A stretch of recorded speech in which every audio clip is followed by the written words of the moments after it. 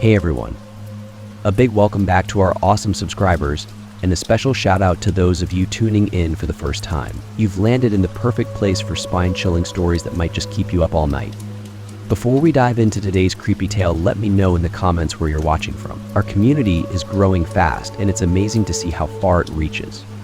And don't forget, if you don't want to miss out on our future videos that'll have you second guessing every sound in your house, make sure to hit subscribe and ring the notification bell. Otherwise, you might not receive our latest uploads. All right, let's jump into it. Story 1. The mirror in the attic. It was the kind of discovery you dream about when you buy an old house, an attic untouched for decades, filled with forgotten belongings, boxes covered in dust, old furniture hidden beneath sheets, and trinkets left behind by previous owners. I had always been fascinated by the past, so when I bought my new home, I was excited to explore the attic and see what secrets it held. The house itself was over a century old, with creaky floorboards, tall ceilings, and that distinct smell of age that old homes have. The attic, though, had clearly been neglected for years. The wooden staircase leading up to it was narrow and steep, the kind that creaked with every step. When I first opened the attic door, a gust of cool, stale air greeted me, and I had to brush away cobwebs as I made my way inside. The space was dark, the only light coming from a small, dirty window at the far end. Dust particles danced in the weak sunlight as I stepped deeper into the attic, my feet disturbing the thick layer of dust that coated the floor. The room was cluttered with boxes and furniture, all covered in heavy, yellowed sheets. I started moving things aside, rummaging through old books, letters, and family heirlooms that had been left behind. It felt like stepping into another time, like I was uncovering pieces of history that had been forgotten. But as I moved deeper into the attic, I found something I wasn't expecting. At the far end of the room, leaning against the wall, was a tall, ornate mirror. It was unlike anything else in the attic, beautifully crafted, with an intricate gold frame that was tarnished with age. The glass, however, was pristine, not a single speck of dust on it, as if it had been polished recently. I stood in front of the mirror, staring at my reflection. The image was clear, but something about it felt off. I couldn't put my finger on it, but the longer I looked, the more unsettled I felt. My reflection seemed slightly distorted, like a funhouse mirror, but only just enough to make me uneasy. It wasn't immediately obvious, just something that nagged at the back of my mind. I brushed it off, thinking it was just my imagination playing tricks on me in the dim light of the attic. I spent the rest of the day sorting through boxes and cleaning up, but the image of the mirror stayed with me. That night, I couldn't stop thinking about it. The next day, I went back up to the attic, curious about the mirror and eager to examine it more closely. When I reached it, though, I realized something strange. The mirror had moved. It wasn't where I had left it the day before. Instead of leaning against the wall, it now stood upright, positioned perfectly in the center of the attic. I froze, my heart skipping a beat. I hadn't moved it. No one else had been in the house. I was living alone. But there it was, standing in a different spot, as if someone had carefully placed it there. A cold shiver ran down my spine, but I tried to stay calm. Maybe I had moved it and forgotten. Or maybe it had just shifted on its own. Somehow, I wasn't sure, but I didn't like the feeling that was creeping over me. I stepped closer to the mirror, my reflection staring back at me as I approached. The unease from the day before returned, stronger this time. My reflection didn't look quite right. My face was the same, my hair the same, but there was something in my eyes, a flicker of something that wasn't mine. I leaned in closer, studying my reflection. The light in the attic was dim, but as I stared at the glass, I saw the faintest movement just behind my reflection.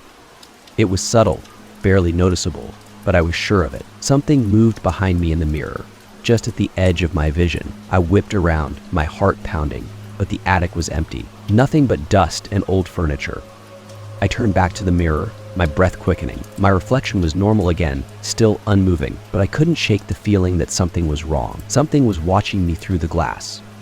I left the attic, my skin crawling with unease. That night I tried to sleep, but every time I closed my eyes, I saw the mirror. I couldn't stop thinking about the way it had moved, the way my reflection hadn't quite looked like me. The more I thought about it, the more convinced I became that I wasn't imagining things. The next morning, I decided to move the mirror. I didn't want it in the house anymore. I grabbed a sheet and went up to the attic, determined to cover it up and put it out of sight. But when I got there, I froze. The mirror wasn't in the attic. I looked around, my heart racing. It was gone. The entire attic was exactly how I had left it except for the mirror. It had vanished. I searched the house, checking every room, every corner, but it was nowhere to be found. I couldn't understand how it had disappeared. It had been too large, too heavy to just vanish without a trace. I was alone in the house. No one else had been there, so where had it gone? That night, as I lay in bed, I couldn't shake the feeling that something was horribly wrong. The house felt different, darker, colder. I kept hearing strange noises, soft creaks and whispers that seemed to come from the walls. I told myself it was just the house settling, but deep down, I knew something else was happening. Just as I was about to drift off to sleep, I heard it. A soft, slow scrape like something heavy being dragged across the floor. My heart leaped into my throat as I sat up in bed, listening. The sound was coming from upstairs, from the attic. Care.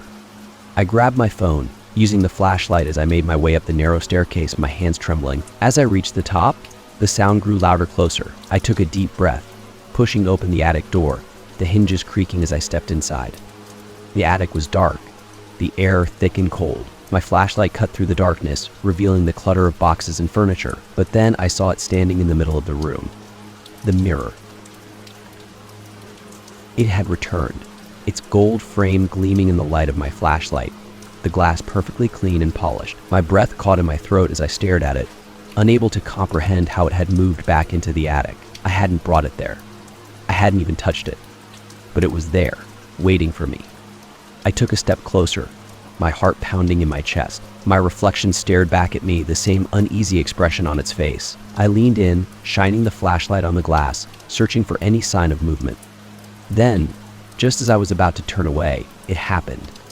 My reflection blinked. I froze, my blood turning to ice. I hadn't blinked. I was sure of it. But my reflection had. It stood there staring at me with the same face, the same clothes, but its eyes, they were different, darker, colder, as if something else was looking out from behind them. And then, slowly, my reflection smiled. I stumbled back, my heart racing, my flashlight flickering in my trembling hands. The smile on my reflection's face widened, stretching unnaturally across its face, and I realized with a jolt of terror that whatever was in the mirror wasn't me. It was something else. Something that had been watching me, waiting. I ran. I bolted out of the attic, slamming the door behind me as I raced down the stairs, my heart pounding in my chest. I didn't stop until I was outside, standing in the cold night air, gasping for breath. I never went back into that attic. I sold the house a few months later without ever mentioning the mirror to the new owners. But sometimes, I still see it in my dreams or in the reflection of a window or a shiny surface. The faint image of my reflection, smiling back at me with that same unnatural grin. And I know, deep down, that it's still watching. Story 2. The midnight knocking at the cabin. The drive through the dense forest had been uneventful, with the winding road snaking through towering pines, their shadows stretching long in the fading light of the evening. The cabin stood in the heart of the woods, isolated and silent, a perfect retreat from the relentless pace of city life. When I arrived, the sun had just dipped below the horizon, casting an eerie glow over the treetops. A soft breeze whispered through the trees, carrying with it the scent of pine and earth. The cabin itself was modest, a rustic escape tucked away from the rest of the world. No cell service, no Wi-Fi, just me, the quiet, and the vast wilderness surrounding me. It was exactly what I needed. A break from work, from the constant noise of urban life. The thought of spending a few days here, alone with my thoughts, was more than inviting, it was a necessity. I unpacked my things and made a simple dinner, the crackling fire in the hearth providing a comforting soundtrack to the growing darkness outside. As the flames danced in the fireplace, I felt the tension of the past few months begin to melt away. I stretched out on the couch, a worn-out paperback in hand, letting the fire's warmth soothe me. The only sounds were the wind rustling the trees and the occasional distant call of an owl. It wasn't until much later, as the fire died down and the room grew cold, that I decided to call it a night. I doused the remaining embers and made my way to the small bedroom, exhausted but content. The cabin creaked as the wind picked up, but it was nothing out of the ordinary, just the sounds of an old structure settling against the elements. I slipped under the thick blankets, welcoming the cozy warmth they offered. Outside, the wind continued to whistle through the trees, but it was distant and comforting, lulling me into a deep, dreamless sleep. Hours passed. The world outside remained still, save for the occasional creak of the cabin or the rustling of leaves in the night breeze. Then, at precisely 3:00 a.m., something changed. A loud, insistent knock echoed through the cabin. I jolted awake, my heart immediately pounding in my chest. For a moment, I lay completely still, unsure if the noise had been real or just a figment of a half-formed dream. I strained to listen, my breath caught in my throat, waiting, hoping it was nothing. The knock came again, louder this time, reverberating through the wooden walls of the cabin. I sat up, adrenaline flooding my veins as I reached for the flashlight on the nightstand. Fumbling with the switch, I cast the beam of light around the small bedroom. Shadows danced at the edges of the room, but everything was as it should be, except for the knocking. That relentless, deliberate knocking. I slipped out of bed, my bare feet hitting the cold wooden floor, and crept toward the front door. The flashlight shook in my hand as I moved, every muscle in my body tense. I tried to keep my breathing steady, but the sound of my racing heart seemed deafening in the silence. "Hello," I called out, my voice wavering slightly. "Who's there?" No response. Only the steady, rhythmic knocking. Summoning all the courage I could muster, I approached the door, my hand trembling as I reached for the knob. For a moment, I hesitated, debating whether I should open it or not. The knocking wasn't frantic, it was calm, methodical, as if whoever was on the other side wasn't in a rush, as though they knew I had no choice but to answer. Taking a deep breath, I peered through the peephole. Darkness greeted me, an impenetrable void broken only by the faint outline of trees swaying in the wind. No figure stood on the porch, no shadowy form visible in the dim moonlight. The knocking persisted, though, as steady as before. With a trembling hand, I unlocked the door and slowly cracked it open. The cold night air rushed in, sending a shiver down my spine. I stepped onto the porch, scanning the surroundings with the flashlight, the beam cutting through the darkness in all directions. There was no one there. No footprints in the dirt, no sign of movement in the shadows. The forest stretched out before me, silent and still, indifferent to my confusion and growing unease. "Is anyone there?" I called out again, this time more forcefully. My voice sounded strange in the quiet night, as if the trees themselves were absorbing the sound. Nothing, only silence. I quickly stepped back inside, locking the door behind me, my hands shaking. My mind raced, trying to make sense of the situation. Had it been an animal?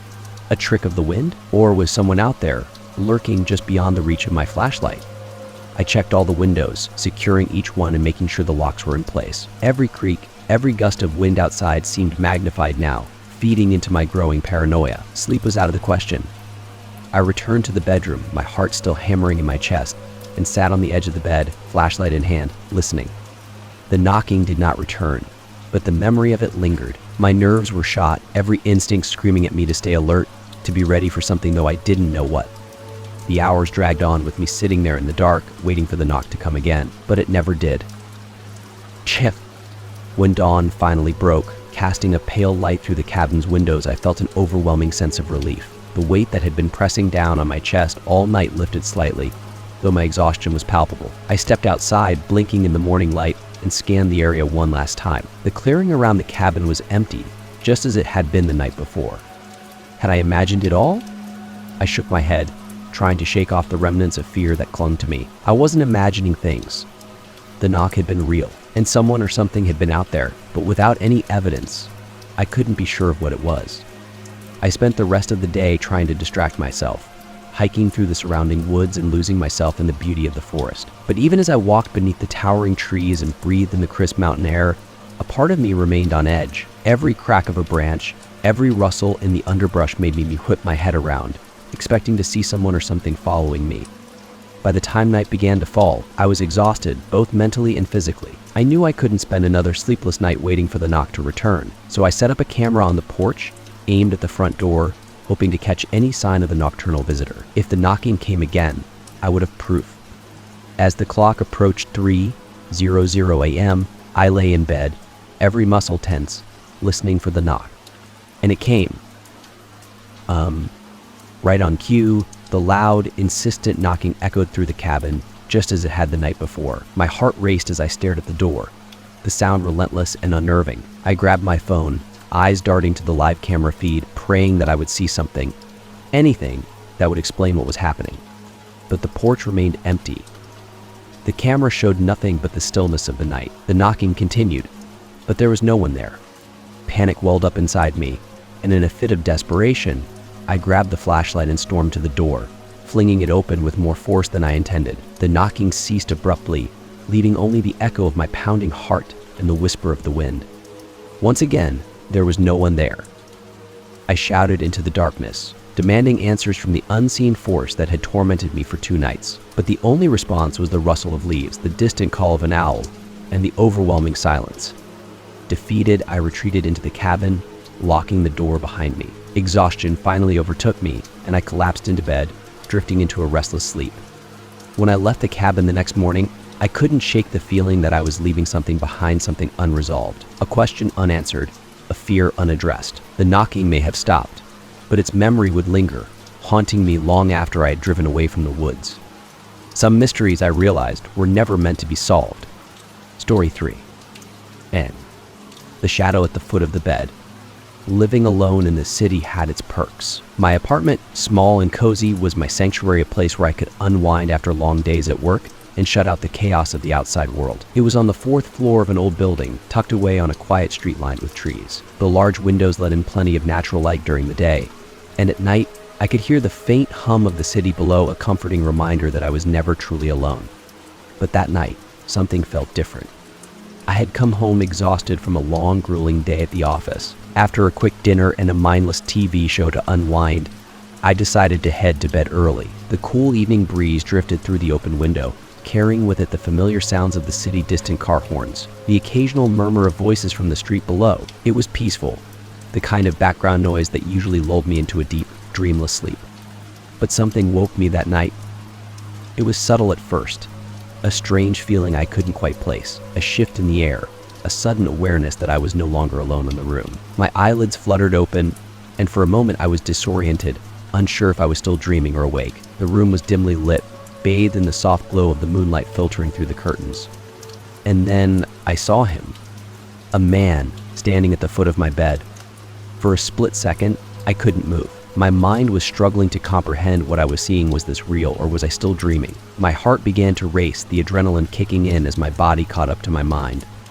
He was tall, with a shadowy figure that seemed almost surreal in the faint light. His features were obscured, but I could see the dark outline of his frame, standing perfectly still, just watching me. I screamed.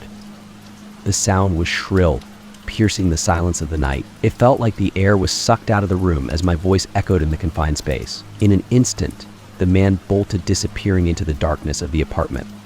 I sat up, my heart pounding in my chest, my body frozen with fear. The sound of his hurried footsteps echoed through the hallway, followed by the slam of the front door, and then silence. I stumbled out of bed, my legs shaking as I rushed to the door, locking it with trembling hands. My breath came in short, panic gasps, my mind racing to catch up with what had just happened. How had he gotten in? Who was he? And why had he been standing there watching me? I grabbed my phone, my hands shaking as I dialed 911. My voice quivered as I explained the situation to the dispatcher, telling her about the man, the way he had stood at the foot of my bed, and how he had fled when I screamed. "Stay on the line," she instructed, her voice calm but firm. "Officers are on their way. Make sure the door is locked, and don't open it for anyone except the police." I did as she said, retreating to the living room, where I could see the front door from across the room. My back pressed against the wall, I sat huddled on the floor, every creak and shadow amplified by my heightened senses. I could hear my pulse thundering in my ears, and every sound made me jump. Was he coming back? Had he been watching me for longer than I realized? The minutes stretched into what felt like hours. Every second dragged on, the silence suffocating. Then, finally, the distant wail of sirens reached my ears. I nearly cried with relief. A knock on the door made me jump, but a voice on the other side quickly reassured me. It's the police. I unlocked the door with trembling fingers, and 2 officers stepped inside, their presence a comforting barrier against the lingering fear. One of them, a kind woman with a steady demeanor, guided me to the couch, asking me to recount what had happened in as much detail as I could. Her partner, a tall, serious man, began inspecting the apartment, checking every room and window. I told her everything, the way the man had been standing at the foot of my bed, the eerie stillness of his presence, how he had fled when I screamed. As I spoke, the reality of the situation sank in even deeper. Someone had been in my apartment while I slept. Someone had been watching me, standing just feet away from my bed. "We didn't find any sign of forced entry," the officer said when he returned from his search. "It doesn't look like anything's been taken, either." "No sign of forced entry," I echoed, my voice barely above a whisper. "How did he get in?" The officer shook his head, his expression unreadable. "It's hard to say. You might want to check with your building's management tomorrow, see if they can replace your locks." That night passed in a blur of fear and exhaustion. The officers stayed for a while, their presence a temporary balm for my frayed nerves. But even after they left, I couldn't bring myself to sleep. I sat on the couch, my knees pulled to my chest, staring at the door, as if expecting the man to return at any moment. I replayed the scene over and over in my mind, searching for any detail I might have missed, something that would make sense of it all. Who was he? Why had he been there? And how long had he been watching me? By the time the first light of dawn crept through the windows, I had already made up my mind. I couldn't stay here not until I knew the locks had been changed, and not until I felt safe again. I called my best friend, Megan, who lived just a few blocks away. She arrived within minutes, wrapping me in a comforting hug the moment she stepped through the door. "You're staying with me tonight," she insisted. No arguments. Together, we went over every detail of what had happened, but no matter how many times I recounted the story, it didn't bring me any closer to an answer. The man who had stood at the foot of my bed remained a phantom, his identity and intentions a troubling mystery. Over the next few days, I took every precaution to secure my apartment. New locks were installed, and I set up a security system complete with motion sensors and cameras. Each new measure brought a small sense of peace, but the memory of that night lingered like a shadow in the back of my mind. I also spoke to my neighbors, warning them about the intruder and alerting them to what had happened. They were shocked and concerned, offering their own support and promising to keep an eye out for anything unusual. It was a small comfort to know that others were watching out for me, but the sense of violation, the knowledge that a stranger had been inside my home while I slept, was hard to shake. The police continued to investigate, but there were no leads. It was as if the man had vanished into thin air, leaving no trace behind. Days turned into weeks, and though life gradually returned to a semblance of normalcy, I couldn't help but feel changed by the experience. I was more cautious now, more aware of my surroundings. Living alone, once a source of independence and freedom, now felt fraught with anxiety. Every creak of the apartment, every shadow outside the window set my nerves on edge, but I refused to let the fear consume me. The intruder had taken my sense of security, but he hadn't taken my resolve. I was determined to reclaim my home, to make it a sanctuary once again. Every night, as I locked the door and set the alarm, I reminded myself that I was stronger than the fear that had gripped me. The city outside hummed with life, a constant reminder that I was never truly alone. And within my small apartment, I began to rebuild my sense of safety one day at a time. Story 4. The diner and the note, "Don't look back." It was the third day of my road trip, and everything was going according to plan. I had carefully mapped out my route, selecting the most scenic byways and charming small towns to visit along the way. Rolling hills, lush forests, and quaint roadside stops dotted the landscape, making the trip feel more like an adventure than a simple journey. By noon, I found myself approaching a sleepy little town that seemed frozen in time. The kind of town where the streets were wide and empty, and the buildings looked like they hadn't changed in decades. As I drove down the main road, my stomach growled, reminding me that I hadn't eaten since breakfast. I spotted a small diner up ahead, its neon sign flickering slightly, advertising hot coffee and homemade pies. Perfect. I pulled into the parking lot, gravel crunching under the tires as I slid into a spot near the entrance. The diner itself looked like something straight out of the 1950s checkered floors, red vinyl booths, and a jukebox in the corner that probably hadn't worked in years. It was charming in a nostalgic kind of way, a slice of Americana that felt comforting and familiar. As I stepped inside, the smell of frying bacon and freshly brewed coffee hit me, making my stomach rumble even louder. There were a few locals scattered throughout the diner, mostly older folks, their faces lined with years of stories and small town life. They nodded politely as I walked in, acknowledging my presence but not paying much attention. A friendly waitress greeted me with a warm smile, handing me a laminated menu that had clearly seen better days. I glanced over the options and settled on a classic burger and fries with a large coffee to keep me alert for the next leg of the drive. The waitress took my order and disappeared into the kitchen. As I waited, I couldn't help but take in the details of the diner. The walls were adorned with faded pictures of the town from decades past, old black and white photos of parades, town festivals, and proud business owners standing in front of their shops. It was the kind of place where nothing ever really changed, and in a way, that felt comforting. The hum of conversation from the few patrons and the clink of dishes from the kitchen filled the air with a pleasant rhythm. My food arrived quickly, and I dug in with gusto. The burger was delicious, the fries perfectly crispy, and the coffee strong enough to keep me going for hours. It was exactly what I needed. As I neared the end of my meal, I reached for my napkin, and that's when I noticed it. Tucked neatly under my plate was a small, folded piece of paper. I frowned, pulling it out and unfolding it slowly. The handwriting was messy, as if it had been written in a hurry, but the message was clear. 3 words, scrawled hastily in black ink. Don't look back. A chill ran down my spine, the words sending a ripple of unease through me. I stared at the note, my mind racing with questions. Who had left it? And why? I glanced around the diner, suddenly hyper-aware of my surroundings. The locals were still engrossed in their own conversations, oblivious to the note I held in my trembling hand. No one looked suspicious. No one even seemed to notice that I was there. I swallowed hard, trying to shake off the growing sense of dread that had settled over me. Maybe it was a joke. Maybe one of the patrons had left it as some kind of small-town prank, knowing I was an outsider passing through. But even as I told myself that, I couldn't shake the feeling that something was wrong. Very wrong.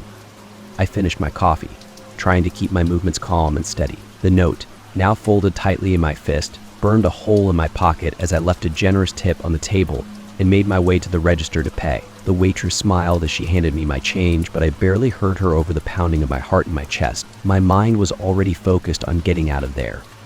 The sunlight outside seemed too bright, too harsh as I stepped into the parking lot. The warm breeze that had felt refreshing earlier now felt ominous, like something was watching me, waiting for me to make a mistake. I hurried to my car, glancing over my shoulder as I unlocked the door and slid into the driver's seat. The note's message echoed in my mind, don't look back. I tossed my bag onto the passenger seat and started the engine, the familiar rumble of the car offering a small sense of comfort. I took a deep breath, trying to calm the nerves that had frayed in the last few minutes. As I pulled out of the parking lot and onto the road, I couldn't help but glance in the rearview mirror, expecting to see something or someone following me. But the road behind me was empty. No cars, no figures standing ominously in the distance. Just the diner, slowly fading from view as I drove away. Still, the feeling of unease didn't leave me. The note had unnerved me more than I wanted to admit, and the further I drove, the more I felt like something was wrong. Every time I checked the rearview mirror, I half expected to see a car trailing me, its headlights appearing suddenly out of nowhere, but there was nothing. Only the empty road stretching out behind me. As the hours passed and the landscape changed from rural countryside to more familiar suburban sprawl, the tension in my chest began to loosen. The sun had started to dip below the horizon, casting long shadows that flickered and danced at the edges of my vision. I was just beginning to relax when I saw it out of the corner of my eye, a flash of movement in the rearview mirror. My heart leapt into my throat. I whipped my head around, scanning the road behind me, but it was empty, completely empty. I forced a laugh, shaking my head at my own paranoia. The note had gotten to me. That was all. I was letting my imagination run wild, but even as I tried to dismiss it, the sense of being watched crept back, stronger than before. I turned on the radio, hoping some music would distract me from the growing unease that had settled in my bones. But as I flipped through the stations, every song seemed to carry an undertone of something sinister, and the static between stations felt like whispers in the dark. Then, I saw it again. Movement, in the rearview mirror. I slammed on the brakes, my heart racing as I pulled over to the side of the road. My hands gripped the steering wheel so tightly that my knuckles turned white. The road was dark now, illuminated only by the faint glow of my headlights. My breath came in shallow gasps as I turned around in my seat, scanning the road behind me. There was nothing there. No cars, no people, no sign of movement. But I knew what I had seen. For a few moments, I sat there, the car idling as I tried to calm my racing heart. The memory of the note was sharp in my mind. Don't look back. But why? Why had someone left it? And what were they trying to warn me about? I shook my head, forcing myself to keep moving. Sitting on the side of the road wasn't going to help. I needed to keep driving, to get home, and to put as much distance between myself and that diner as possible. I pulled back onto the road, the tension in my chest refusing to ease. The road ahead stretched out into the darkness, and for the rest of the drive, I couldn't shake the feeling that I wasn't alone. Every curve in the road, every shadow seemed to hold some hidden threat, just waiting for the right moment to reveal itself. When I finally pulled into my driveway, I was exhausted, mentally and physically drained. My hands trembled as I turned off the engine and stepped out of the car. The familiar sight of my house should have been a comfort, but the weight of the note lingered. As I locked the front door behind me, I couldn't stop thinking about the note. Don't look back. That night, sleep didn't come easily. Every creak of the house, every rustle of the wind outside had me on edge, my mind replaying the events of the day over and over. In the light of day, the fear seemed almost irrational, but the memory of the note and the tense drive home remained vivid, haunting me long after I had left that small town behind. I never found out who left the note or why, but I couldn't shake the feeling that something or someone had been watching me that day.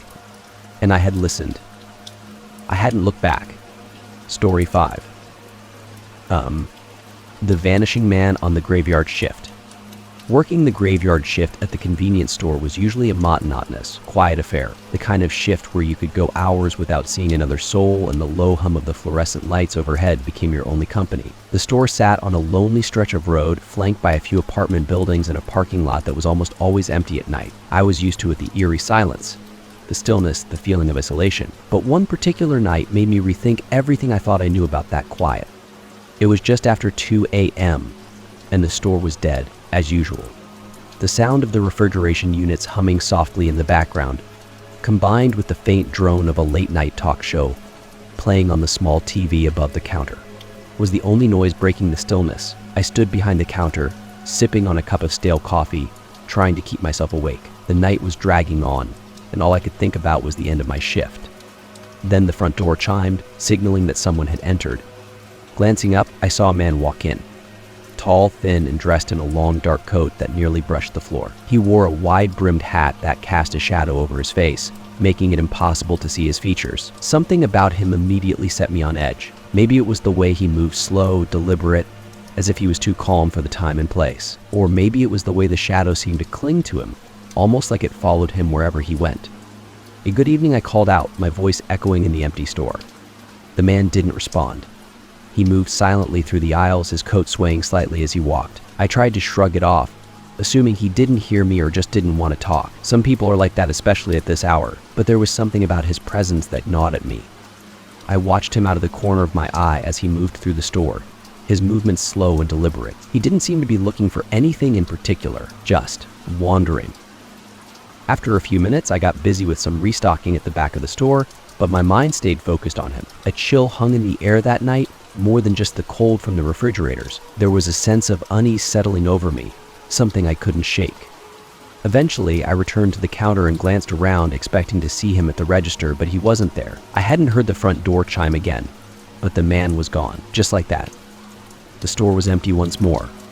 Confused, I leaned forward on the counter, staring at the rows of shelves in the dimly lit store. Had he slipped out when I wasn't paying attention? But I always heard the door when it opened and closed, always.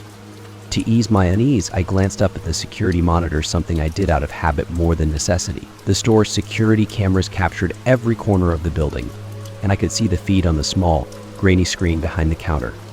What I saw made my blood run cold. On the screen, the man was there. He had entered the store, his figure clearly visible as he moved down the aisles. But then, as he turned a corner near the back of the store, something impossible happened. He disappeared. And disappeared. One moment he was there, a shadowy figure gliding through the aisles, and the next, he was gone. No trace of him. No footsteps. No sign of his presence. He simply vanished into thin air. I rewound the footage, watching it again, convinced that I must have missed something, a glitch, maybe, or a problem with the cameras. But no, it was clear as day. The man had entered the store, wandered through the aisles, and then disappeared. The uneasy chill that had been gnawing at me all night suddenly grew sharper, more intense. My skin prickled, and I felt a wave of fear creep up my spine.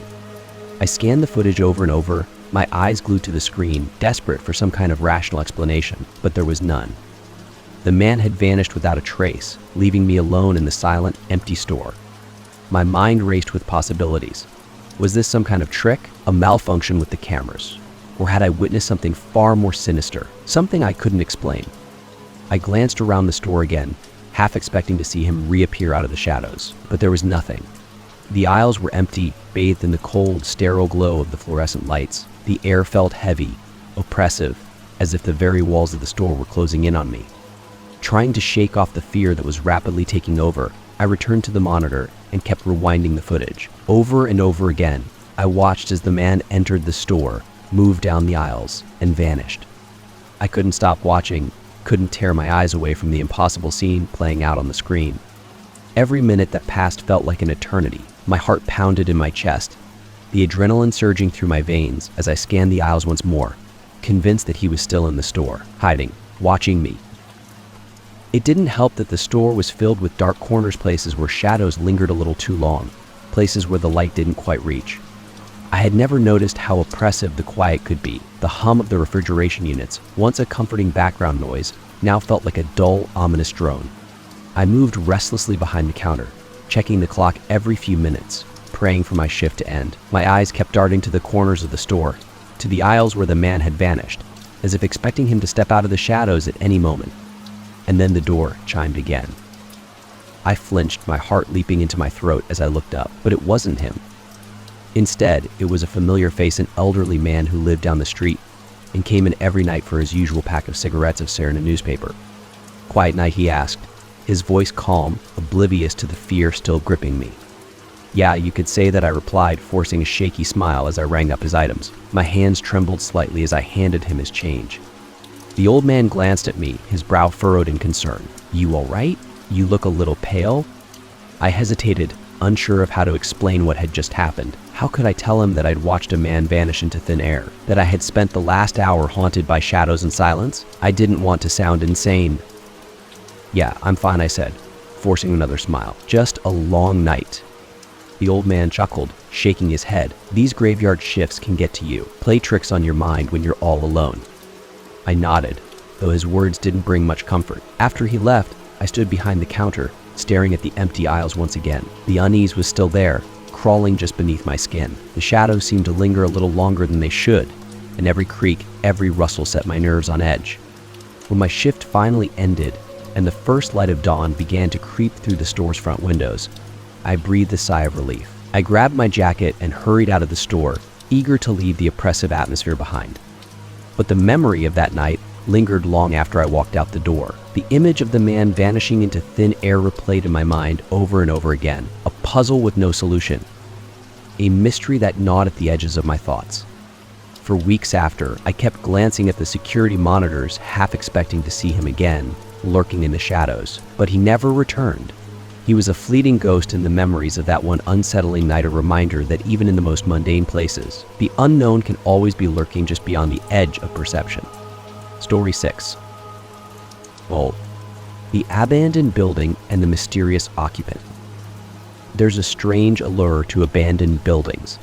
Something about their silent halls and crumbling facades speaks of forgotten stories, long-lost secrets, and a haunting sense of mystery. Maybe that's why my friends and I had always been drawn to them, those hidden, decaying structures that seem to exist outside of time. We had talked for months about exploring the old building on the edge of town, and finally one warm Saturday afternoon we decided to do it.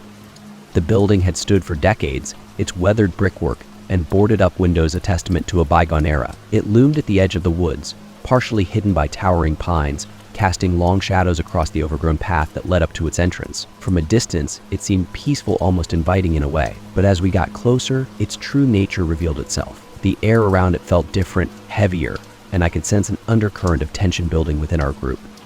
Jake, Lily, and I had gathered our gear, flashlights, cameras, and backpacks filled with snacks and water, and set off toward the building. The excitement in Jake's voice was palpable, but there was a tinge of nervousness there too. Even Lily, who was usually the most eager for these kinds of adventures, seemed a little more reserved than usual.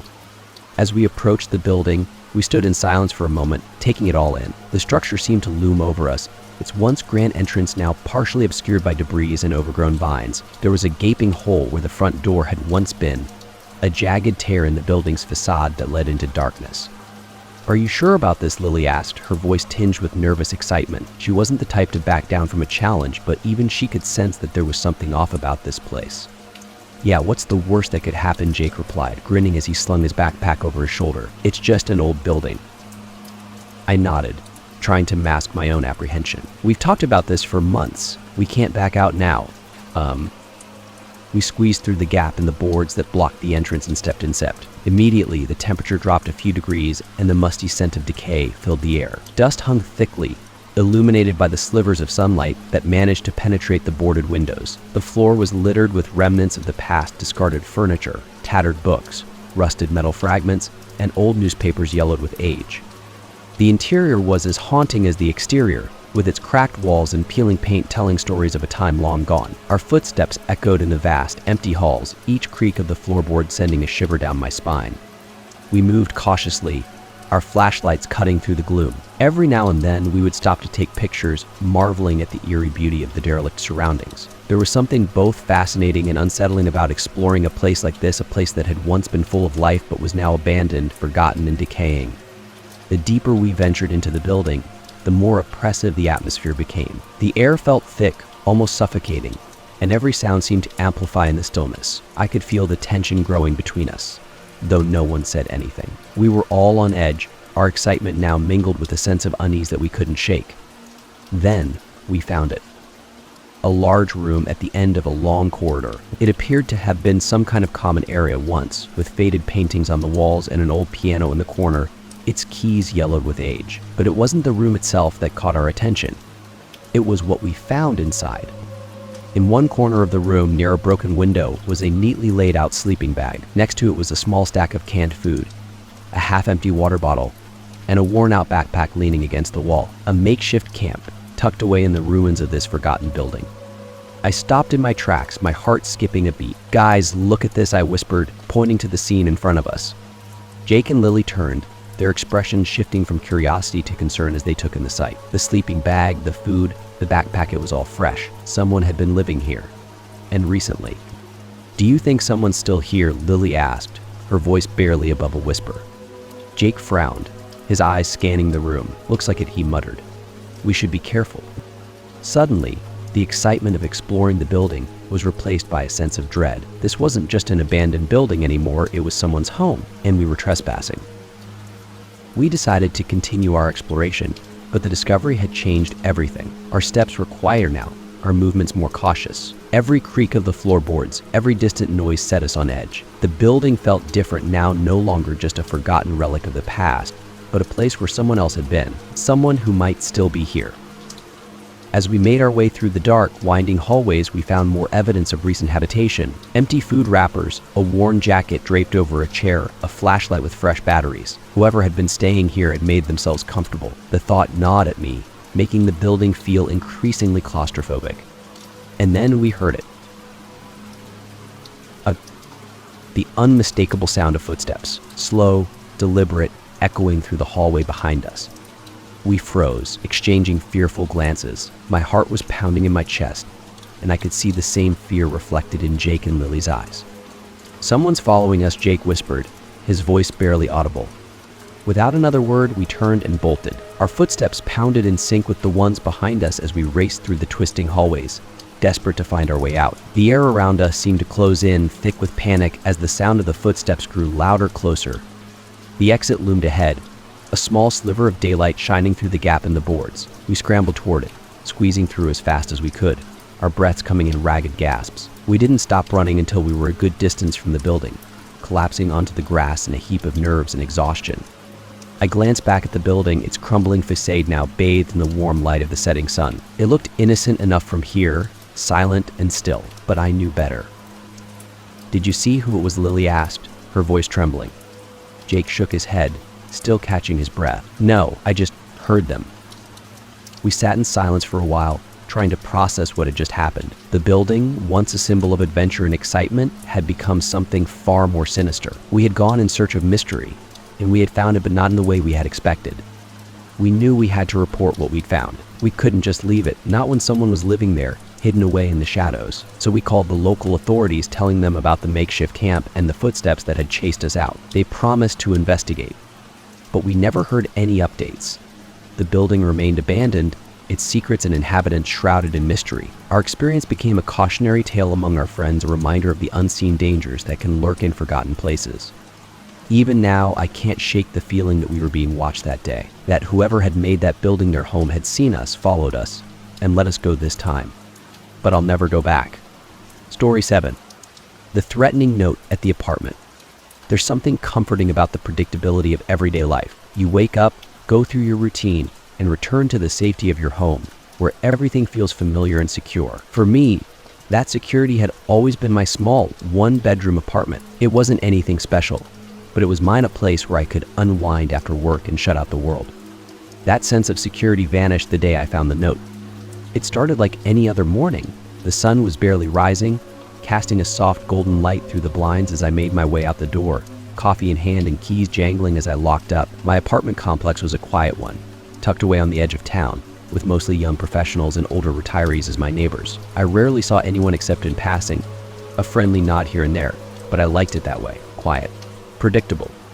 As I turned to leave for work, something caught my eye, a small, folded piece of paper taped to my front door. At first, I thought it was some kind of advertisement or maybe a notice from the apartment management, but as I unfolded it, the hairs on the back of my neck stood on end. The note was handwritten, the letters jagged and uneven, like they'd been scribbled in a hurry, but it wasn't the handwriting that made my blood run cold. It was the message. You don't belong here. Leave before it's too late. I stood frozen on my doorstep, rereading the note over and over again, my mind struggling to process the words. It didn't make sense. Why would someone leave this, and why target me? I had lived in the apartment for over 2 years without any issues, barely even interacting with my neighbors. A surge of fear crept up my spine. Was this some kind of prank, a sick joke, or was it serious? I glanced around, my eyes scanning the quiet complex, but everything looked normal. The usual cars were parked in their spots. The trees swayed gently in the morning breeze, and no one else seemed to be around. It was eerily calm, as if the world hadn't yet woken up to the threat I had just discovered. With trembling hands, I stuffed the note into my pocket and headed to my car, trying to shake off the feeling of unease that clung to me. I couldn't let it ruin my day. It was probably nothing, just some kid playing a prank, or maybe someone had left the note on the wrong door by mistake. That's what I told myself as I drove to work, though the words echoed in my mind the entire time. You don't belong here. Leave before it's too late. By the time I arrived at the office, I had convinced myself it wasn't worth worrying about. I pushed the thought to the back of my mind, trying to focus on the mountain of paperwork that awaited me. But every time I took a break, every moment of quiet was filled with the memory of that note. My mind kept wandering back to it, replaying the moment I had found it, the unsettling feeling that had washed over me. When I got home that evening, I was on edge. I told myself not to be paranoid, that the note was nothing, but a small part of me was still tense, waiting for something to happen. I checked the door carefully as I unlocked it, half expecting another note, but there was nothing. The apartment was just as I had left it, quiet and undisturbed.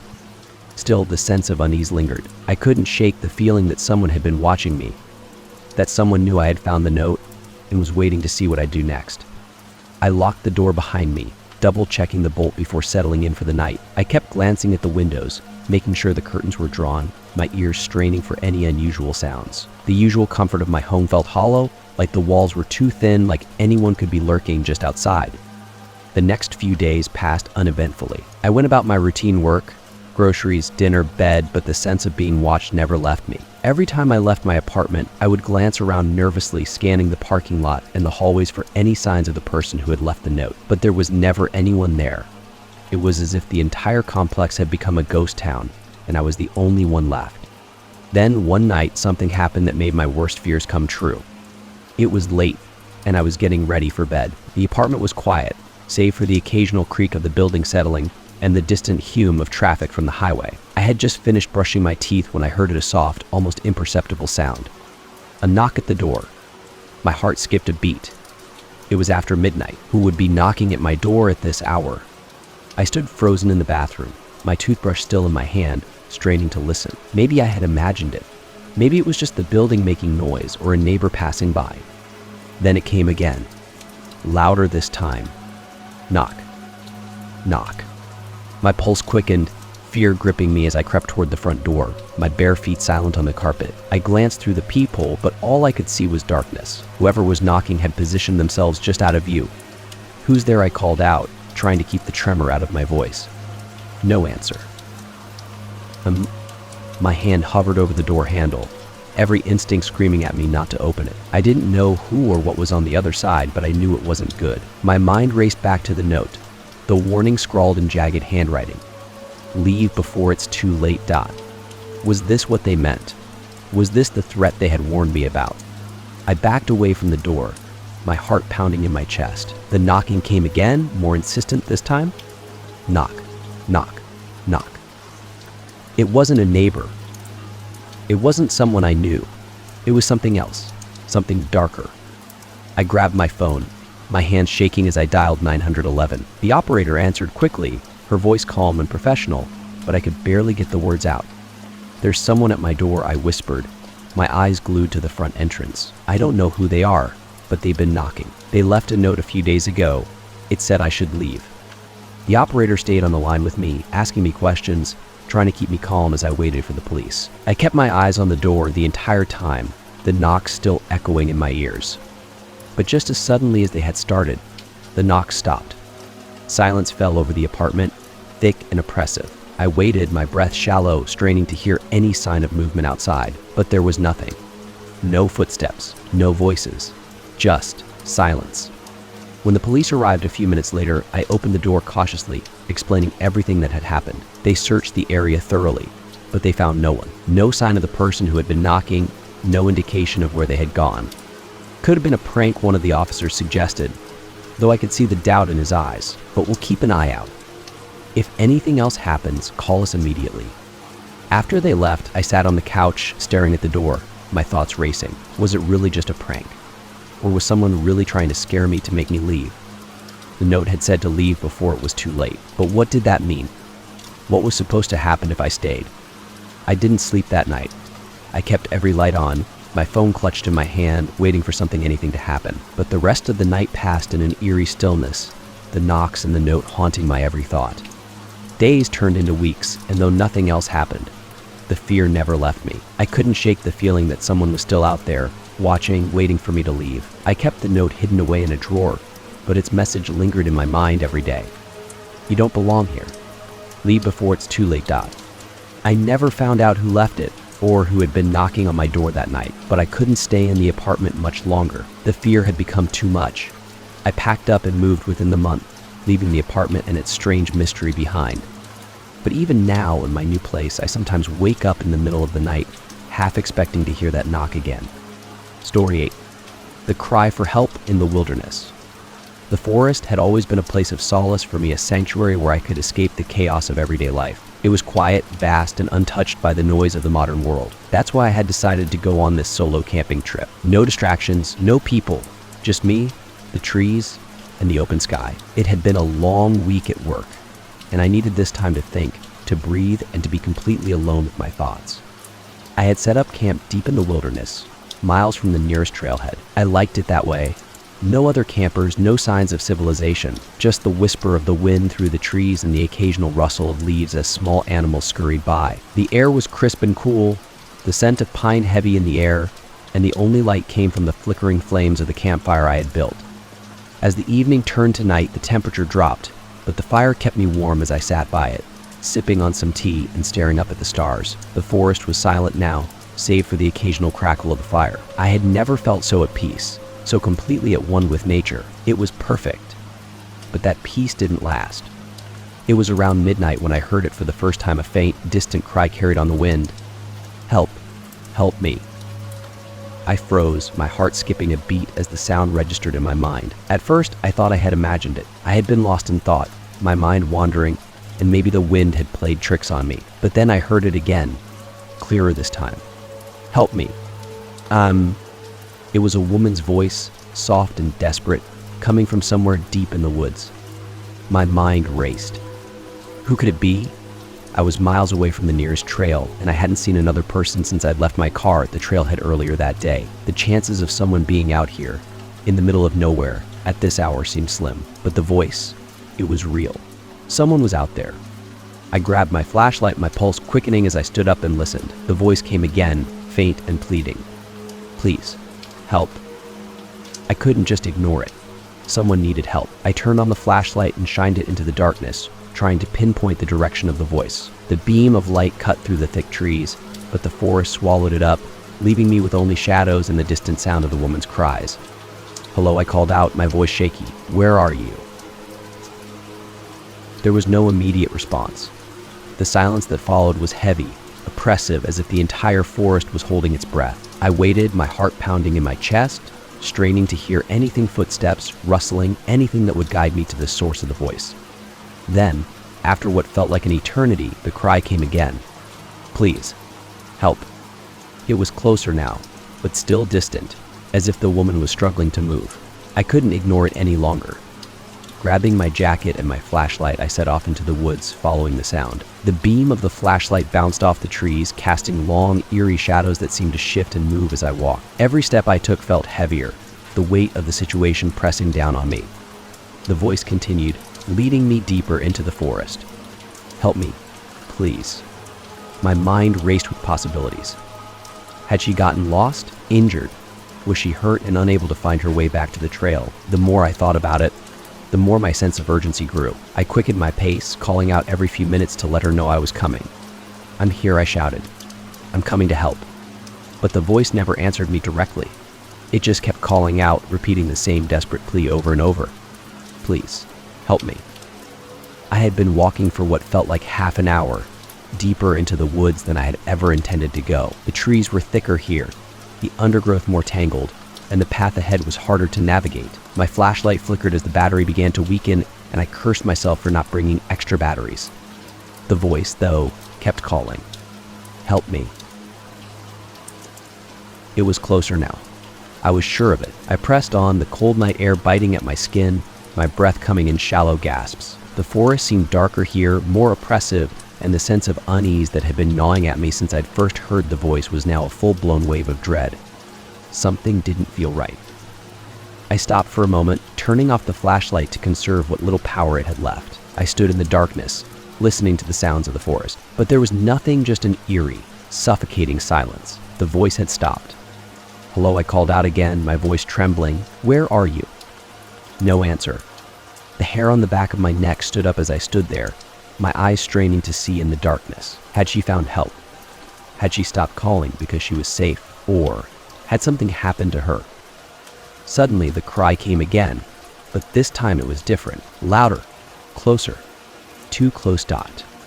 "Help me." It was directly behind me. I spun around, the flashlight shaking in my hand as I frantically scanned the trees behind me, but there was nothing there. No one, just the dark, empty forest. My heart raced, panic flooding my senses. Something was wrong. This wasn't right. The voice shouldn't have been this close. There was no way she could have moved so quickly. No way she could have been behind me without me hearing her approach. I stumbled backward, my flashlight flickering as the last of its battery drained away. The darkness closed in around me, and I felt a cold chill wash over me, one that had nothing to do with the night air. "Help me." The voice came again, but it wasn't a cry anymore. It was a whisper, soft and menacing, curling around me like smoke. "Please, help." My instinct screamed at me to run. I turned and bolted, crashing through the underbrush as fast as I could, my breath coming in ragged gasps as I sprinted back the way I had come. The voice echoed behind me, louder now, as if it was following me. "Help me, help me, help me." I ran faster, my heart pounding in my ears, my legs burning as I pushed through the dense forest. Branches scratched at my skin, the darkness closing in around me, but I didn't stop. I couldn't stop. The voice was getting closer, almost on top of me now. Then, suddenly it stopped. The forest was silent again. No voice, no footsteps. Just the sound of my labored breathing and the faint rustling of leaves in the wind. I slowed down, glancing over my shoulder, but there was no one there. The darkness stretched out behind me, endless and empty. I had no idea how far I had run or how far I was from camp, but I didn't care. I just needed to get back. I stumbled through the trees, my legs trembling with exhaustion, until finally, I saw the faint glow of my campfire in the distance. Relief flooded through me as I reached the clearing, collapsing onto the ground next to the fire, my body shaking with adrenaline. For a long time, I just sat there staring into the flames, trying to make sense of what had just happened. The voice, the chase, the way it had seemed to follow me. It didn't make sense. None of it made sense. Whoever or whatever had been calling for help wasn't human. I knew that now. It had been something else, something that wanted me to follow it, something that had been waiting for me in the woods. The next morning, I packed up my gear and left the campsite without a second thought. I didn't look back. I didn't want to. I never went camping alone again. Story 9. The stranded car and the figure in the distance. The road stretched out before me, a ribbon of cracked asphalt cutting through the barren landscape. The sky was a muted gray, the kind of overcast that made the world feel dull and lifeless. I had been driving for hours, my GPS leading me down back roads to avoid traffic on the highways. At first, The solitude of the countryside had been refreshing, a break from the constant hum of city life. But as the miles ticked by and the sun began its slow descent behind the clouds, the isolation became unsettling. There wasn't another car in sight. No houses, no buildings, just miles of open fields and the occasional cluster of trees dotting the horizon. It was one of those roads where you don't pass a single gas station or rest stop for miles. And as luck would have it, that's exactly when my car began to overheat. I noticed the needle on the temperature gauge climbing higher and higher. At first, I tried to ignore it, hoping it was just a momentary glitch. But when steam started rising from the hood, I knew I couldn't keep driving. I cursed under my breath and pulled off to the side of the road, the gravel crunching beneath my tires as I came to a stop. For a moment, I just sat there staring at the steam billowing from the engine, trying to figure out what to do. My phone was on the passenger seat, but I already knew there wouldn't be any service out here. I was in the middle of nowhere. No signal, no gas station in sight, and now no car. Great, I muttered, slamming the steering wheel in frustration. I got out of the car and popped the hood, wincing as the heat hit me in the face. The radiator was shot, overheated, and leaking. There was no way I was going anywhere without help. I pulled out my phone, but as expected, the no service symbol blinked back at me. I stood there for a moment, listening to the eerie silence of the countryside. The wind whispered through the tall grass on either side of the road, but other than that, there was nothing. No distant hum of traffic, no birds chirping, just silence. The kind of silence that made your skin crawl. That's when I saw it. In the distance, down the road, there was a figure. At first, I thought I was imagining it just a trick of the light or maybe the steam from the engine messing with my vision. But no, there was definitely someone there. They were far away, little more than a dark shape against the gray sky, standing still on the side of the road. I squinted, trying to get a better look, but the figure didn't move, just stood there, facing my direction. My heart skipped a beat. Maybe they could help. Maybe they lived nearby and had a phone with service, or at the very least, could give me a ride to the nearest town. I raised my hand and waved, calling out, "Hey, excuse me, can you help?" No response. The figure remained still, like a statue, unmoving and silent. I frowned, taking a few steps away from my car, keeping my eyes locked on the distant shape. "Hello," I called again, louder this time. "My car's broken down. Can you help?" Nothing. Shaffing. A cold shiver ran down my spine. Something about the figure's stillness, the way they just stood there watching, made my skin prickle with unease. There was no way they hadn't heard me. The road was empty, and quiet my voice should have carried easily. But they didn't move. Didn't acknowledge me. I hesitated. Should I walk toward them? Maybe they were hurt, or maybe they didn't hear me after all. But something in my gut told me to stay put. The longer I stared at the figure, the more uneasy I felt. They were just wrong. Something about their posture, the way they were standing, too rigid, too unnatural. I took a step back toward my car, keeping my eyes on the figure. But then, something strange happened. Slowly, almost imperceptibly, the figure began to move. They didn't walk, didn't run.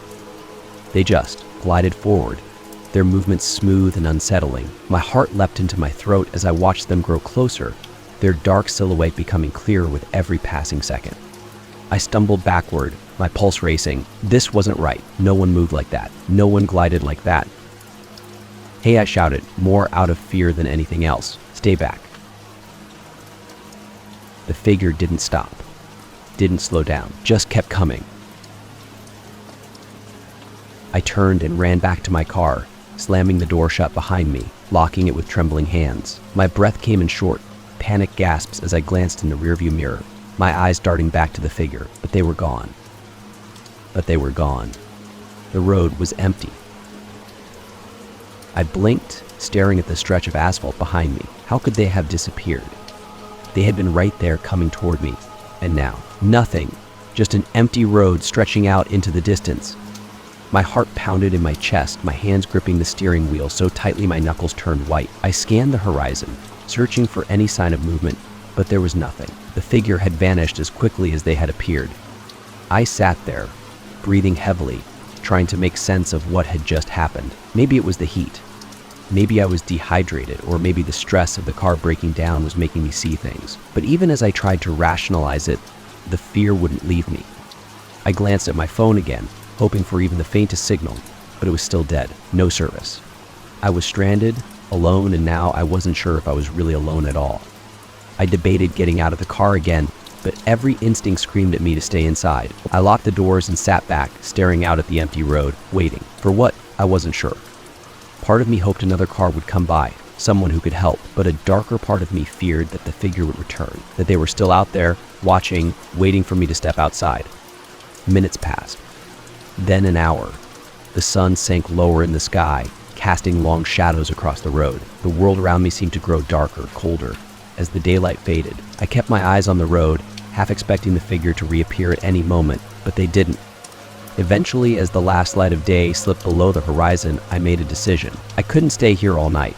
Not with that thing out there. I grabbed my backpack from the passenger seat, packed with some water, snacks, and a flashlight, and took a deep breath.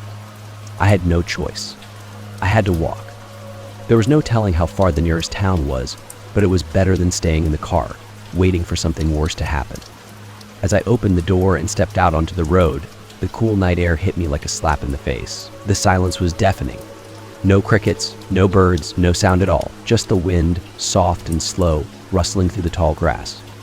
I turned on the flashlight, the beam cutting through the growing darkness, and began walking down the road. Every step felt heavy, my legs tense with fear. My heart pounded in my chest, and I kept glancing over my shoulder, half expecting to see the figure following me again. But there was nothing. The road remained empty, and the only sound was the crunch of gravel beneath my boots. I walked for what felt like hours, my flashlight flickering as the batteries began to die. The road stretched on endlessly with no sign of civilization in sight. My throat was dry, my feet ached, but I couldn't stop. I couldn't go back. Then, in the distance, I saw it. A small, faint light far down the road, barely visible through the trees. Relief flooded through me. It had to be a house or a gas station or something, anything that could offer help. I quickened my pace, my heart racing with hope. But as I drew closer, the light flickered. And then it went out. I stopped, my breath catching in my throat. The road ahead was plunged into darkness once more, and the sinking feeling returned. Something wasn't right. I shone my flashlight toward where the light had been, but the beam barely cut through the thick night air.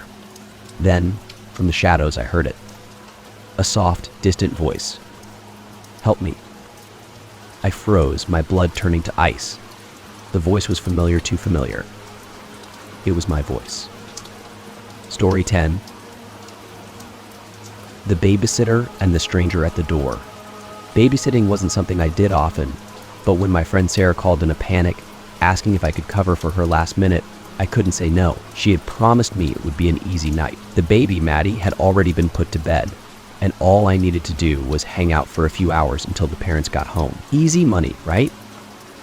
When I arrived at the house, it was just after 8 p.m., and the neighborhood was already quiet. It was one of those cookie-cutter suburban developments where every house looks the same. The lawns are perfectly manicured, and the streets are lined with identical trees. The only thing that set the houses apart were the numbers on the doors. Sarah gave me a quick rundown before leaving a tour of the house, the location of the baby monitor, and a reminder that Maddie was a great sleeper and rarely woke up once she was down. I smiled, reassured. I'd babysat before, but never for a baby so young. Maddie was only 6 months old, but Sarah insisted that she was no trouble at all. After Sarah left, the house felt impossibly quiet, the kind of quiet that amplifies every little sound, the hum of the refrigerator, the creak of the floorboards, the distant murmur of the baby monitor on the coffee table. I settled onto the couch with my phone, scrolling mindlessly through social media while keeping one ear on the monitor, listening for any sign that Maddie had woken up. Time passed slowly, the minutes dragging on as I switched from my phone to the TV. I flipped through channels, but nothing could hold my attention for long. The stillness of the house felt strange, almost unnatural. I couldn't shake the feeling that I was being watched, even though I knew I was alone. Then, just after 10 p.m., there was a knock at the door. It was so faint at first that I wasn't even sure I had heard it. I muted the TV and sat up, straining to listen. A few seconds passed, and then it came again, this time louder, more deliberate. Knock, knock. I frowned, glancing at the clock. It was late, too late for a visitor. My heart began to race, the uneasy feeling that had been gnawing at me all evening suddenly intensifying. I didn't know anyone in this neighborhood, and Sarah hadn't mentioned expecting anyone. I stood up slowly, my eyes fixed on the front door. The house was so quiet that the sound of my own footsteps seemed unnaturally loud as I crossed the room. I peeked through the peephole. but all I could see was the shadowed outline of someone standing on the porch. Whoever it was, they weren't moving. A knot of fear tightened in my stomach. Every horror story I had ever heard about babysitting flashed through my mind in an instant, but I tried to calm myself. It was probably just a neighbor or someone who had the wrong house. There was no reason to panic. But I couldn't bring myself to open the door. Instead, I called out, "Who's there?" For a moment, there was silence. Then, a man's voice, low and unfamiliar, responded, "Is Sarah home?" My heart skipped a beat. The man's voice was calm, almost too calm, and something about the way he asked the question made my skin crawl. "No, she's not," I replied, keeping my voice steady. "She's out right now. Can I help you?" There was another long pause, and I felt my pulse quicken. The figure on the porch shifted slightly, and I could hear the faint sound of his shoes scraping against the concrete. Then, finally, he spoke again. "I'm an old friend. I just wanted to check in on her." The hairs on the back of my neck stood up. Something wasn't right. I didn't know all of Sarah's friends, but this man's voice was unfamiliar, and the fact that he had shown up so late, unannounced, set off alarm bells in my head. "I think you have the wrong house," I said, my voice firmer now. "Sarah didn't mention anyone coming by tonight." There was another pause, longer this time, and I could feel the tension mounting. My mind raced, trying to decide what to do. Should I call Sarah? Should I call the police? Should I just ignore him and hope he left? But then the man spoke again, his voice even lower than before. "Can I come in? Just for a minute." Panic surged through me. Every instinct screamed at me to get away from the door, to lock every window, every entrance, and hide. I took a step back, my heart pounding so hard I thought it might burst from my chest. "No," I said, trying to keep my voice from shaking. "I'm sorry, but you need to leave." For a few seconds, there was nothing but silence. The man didn't respond, didn't move. I stood frozen, my eyes locked on the door, waiting for something to happen. Then, without warning, the doorknob turned. I gasped, stumbling backward as the knob twisted violently in his hand. He was trying to get in. The door rattled as he tugged on it, the sound sending a jolt of terror through me. My hands shook as I fumbled for my phone, my mind racing. I had to call the police. Now. But just as suddenly as it had started, the rattling stopped. The doorknob stilled, and the house was plunged into an eerie, oppressive silence. I stood there, clutching my phone in trembling hands, waiting for him to try again. But nothing happened. No more knocking, no more rattling, just silence. I crept back toward the door, my legs shaking beneath me. I pressed my ear to the wood, listening for any sound of movement outside. But the porch was quiet, too quiet. Slowly, cautiously, I peeked through the peephole again. The man was gone. I let out a shaky breath, my entire body trembling with adrenaline. I didn't know where he had gone or why he had left, but I wasn't about to take any chances. I locked the door, checked all the windows, and made sure every possible entrance was secured. Then I grabbed my phone and called Sarah. The phone rang twice before she picked up, her voice groggy from sleep. "Hey, what's up?" I tried to keep my voice calm, but the fear was still thick in my throat. "Sarah, some guy just came to the door. He said he was an old friend of yours." But I didn't recognize his voice. He tried to get in. There was a pause on the other end of the line, and for a moment, I thought the call had dropped. Then, Sarah's voice came through, sharper now, wide awake. What did he look like? I didn't see his face. He was standing in the shadows, but he sounded off. Something about him wasn't right. I told him to leave, but then he tried to open the door. Sarah was quiet for a moment before she spoke again, her voice low and serious. "I don't have any friends who would come by at this time. Are you okay? Is the door locked?" "Yes," I said, my voice barely above a whisper. "Everything's locked." "Good. Stay inside. I'm calling the police." After hanging up with Sarah, I paced the living room, every sound making me jump. My eyes darted toward the windows, half expecting to see the man standing outside, watching, waiting for another chance to get in. But the minutes passed, and he didn't return. It felt like hours before the police arrived. When they did, they searched the property, but there was no sign of the man, no footprints, no disturbed grass, nothing. It was as if he had vanished into thin air. They assured me that they would patrol the area and keep an eye out, but without any leads, there wasn't much they could do. Sarah and her husband came home not long after, and despite their reassurances that everything would be fine, I couldn't shake the feeling of unease. Who was that man? Why had he tried to get in? And why had he chosen this house? I never got any answers. But from that night on, I couldn't babysit again. The memory of that man, his voice, the way he had tried to open the door, the way he had vanished haunted me for weeks. Even now, whenever I'm home alone at night, I find myself checking the locks over and over, listening for that faint knock, terrified that one day he'll come back. Story 11. AIM. The roadside motel and the missing key. There's something unsettling about roadside motels. They're designed for transients, for people who pass through, sleep for a night, and disappear by morning. I had never been particularly fond of them, but after driving for nearly 12 hours straight on a desolate highway, I didn't have much choice. My eyes were burning with exhaustion, the lines on the road blurring together, and I knew I couldn't go any further. The sun had already set, leaving the sky a deep shade of indigo as I pulled off the highway and into the parking lot of the first motel I saw. It was a small, run-down place, its neon sign flickering in and out of life. Vacancy, it read, though the letters were faded and cracked, barely visible in the dim light. I parked the car and stepped out, my legs stiff from the long drive. The air was cooler here, with a biting chill that hinted at the late hour. The parking lot was mostly empty, save for a couple of other cars parked near the entrance. The place looked like it hadn't been updated in decades, the kind of motel where the wallpaper is peeling and the bedspreads are stained with the memories of travelers long gone. I grabbed my overnight bag from the car and headed toward the front office. Inside, the faint buzz of a fluorescent light greeted me, and behind the desk sat an elderly man, his skin weathered and lined with age. He didn't look up as I approached, his attention fixed on an old black and white television playing static in the corner. Hi, I said, my voice echoing in the small room. I need a room for the night. The man grunted in acknowledgement, still not looking up. He moved slowly, grabbing a key from the wall behind him and slapping it on the counter without a word. I glanced down at it, room 12. The key was attached to a large, worn-out plastic fob with the room number written in faded marker. How much, I asked. 40, the man replied gruffly, finally lifting his eyes to meet mine. His gaze was dull, almost bored, as if he had seen 1,000 people like me walk through that door, and he didn't care about any of them.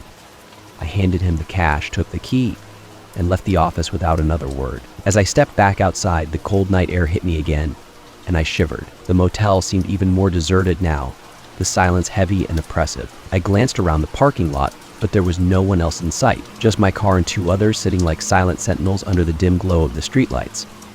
I made my way down the row of doors, counting until I reached room 12. The door was old and scratched, the paint chipped away from years of neglect. I slipped the key into the lock and turned it with a satisfying click, pushing the door open to reveal a dimly lit room. It was exactly what I had expected, cheap, outdated, and slightly musty. The bedspread was an ugly floral pattern that looked like it hadn't been washed in years, and the carpet was threadbare in places. There was a small TV sitting on a dresser across from the bed, and a rickety chair in the corner. The bathroom door was slightly ajar, revealing a cracked mirror and a yellowed shower curtain. But I didn't care. I was too tired to be picky. All I needed was a few hours of sleep before I hit the road again in the morning. I locked the door behind me, tossed my bag onto the chair, and collapsed onto the bed. The springs creaked under my weight, but I didn't care. I was exhausted, and sleep was all I could think about. I kicked off my shoes, closed my eyes, and let the silence of the room envelop me. But sleep didn't come as easily as I had hoped. I lay there in the dark, my mind racing with the events of the day, the strange isolation of the motel gnawing at the edges of my thoughts. The quiet was too quiet. The kind of quiet that makes every creak of the building, every distant sound seem amplified. My heart thudded in my chest as I stared up at the ceiling, willing myself to relax. Then I heard it. A soft knock at the door. It was faint, almost hesitant, as if someone was testing the waters, unsure of whether they should be knocking at all. I froze, my body tensing as I stared at the door from across the room. Who would be knocking at this hour? I hadn't seen anyone else around, and the idea of someone coming to my room in the middle of the night sent a chill down my spine. For a moment, I considered ignoring it, pretending I hadn't heard. Maybe they'd go away if I didn't respond. But then the knock came again, louder this time. Knock. Knock. Knock. I sat up slowly, my heart racing. Hello, I called out, my voice shaky. No answer. I stood up, my bare feet sinking into the worn carpet as I made my way toward the door. I hesitated for a moment, then peered through the peephole. The hallway outside was empty. Confused, I unlocked the door and opened it a crack, glancing up and down the row of rooms. There was no one there. The night was still, the parking lot deserted, just like it had been when I arrived. I stepped outside, looking around, but I didn't see a soul. A cold breeze swept through the parking lot, making me shiver. I quickly retreated back into the room, locking the door behind me. My heart was still pounding in my chest, and I couldn't shake the feeling that something was off. Who had knocked on my door? And why would they disappear without a word? I tried to brush it off, telling myself it was probably just some other guest who had gotten the wrong room. Maybe they had realized their mistake and left. But deep down, I didn't believe that. The knock had been too deliberate, too strange. I sat back down on the bed, trying to calm my nerves. The room felt colder now, the air heavy with an unsettling tension. I glanced at the clock. Midnight. I needed to sleep. I had a long drive ahead of me in the morning, and I couldn't afford to be exhausted. But sleep wouldn't come.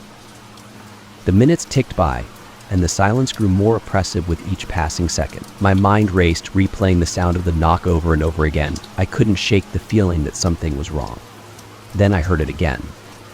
The soft click of the doorknob turning. My blood ran cold as I stared at the door, my heart pounding in my chest. The knob twisted slowly, as if someone was trying to open it from the other side, but the door was locked. Whoever it was couldn't get in.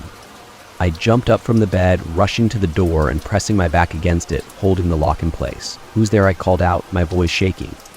No answer. The doorknob stopped moving, and the room fell silent once more. For a moment, I stood there, my back pressed against the door, my breath coming in short, shallow gasps. I was terrified. My mind raced with possibilities. Who was trying to get into my room, and why? I grabbed my phone from the nightstand, my hand shaking as I dialed the number for the front desk. The phone rang once, twice, then went to voicemail. I hung up and dialed again, but there was no answer. Panic surged through me. I was alone. No one was coming to help me. I backed away from the door, keeping my eyes on it, half expecting it to burst open at any moment. My mind was racing, trying to think of what to do. Should I leave? Should I run to my car and get out of here? But just as I was about to grab my keys and make a break for it, the knocking came again. This time it was louder, more insistent. Knock, knock, knock. I froze, my heart pounding in my chest. Whoever was out there wasn't giving up. They wanted in. I didn't know what to do. My mind was screaming at me to run, to get out, but my body was frozen with fear. I stood there, staring at the door, waiting for the inevitable. Then, suddenly, the knocking stopped. The silence that followed was deafening. I waited, holding my breath, expecting anything to happen, but there was nothing. Cautiously, I crept toward the door, peeking through the peephole once more. And again, the hallway was empty. I backed away slowly, my heart racing. I couldn't stay here. Something was wrong with this place, and I needed to leave. Now. I grabbed my bag and keys, threw on my shoes, and bolted out the door, not bothering to look back. The night air was cold as I raced to my car, my hands shaking as I fumbled with the keys. I got in, locked the doors, and sped out of the parking lot, my heart pounding in my chest. As I drove away, I glanced in the rearview mirror, half expecting to see someone standing in the middle of the road, watching me leave, but the road was empty. I didn't stop. Driving until I reached the next town, where I found a much busier, much brighter hotel. I didn't care about the price. I just needed to be somewhere with people around, somewhere I didn't feel like I was being hunted. I never found out who was at that motel or why they had been knocking on my door, but I'll never forget the sound of that doorknob turning or the way the knock seemed to follow me into my nightmares for weeks after. And I'll never stay at a roadside motel again. Story 12. The long walk home and the pursuers.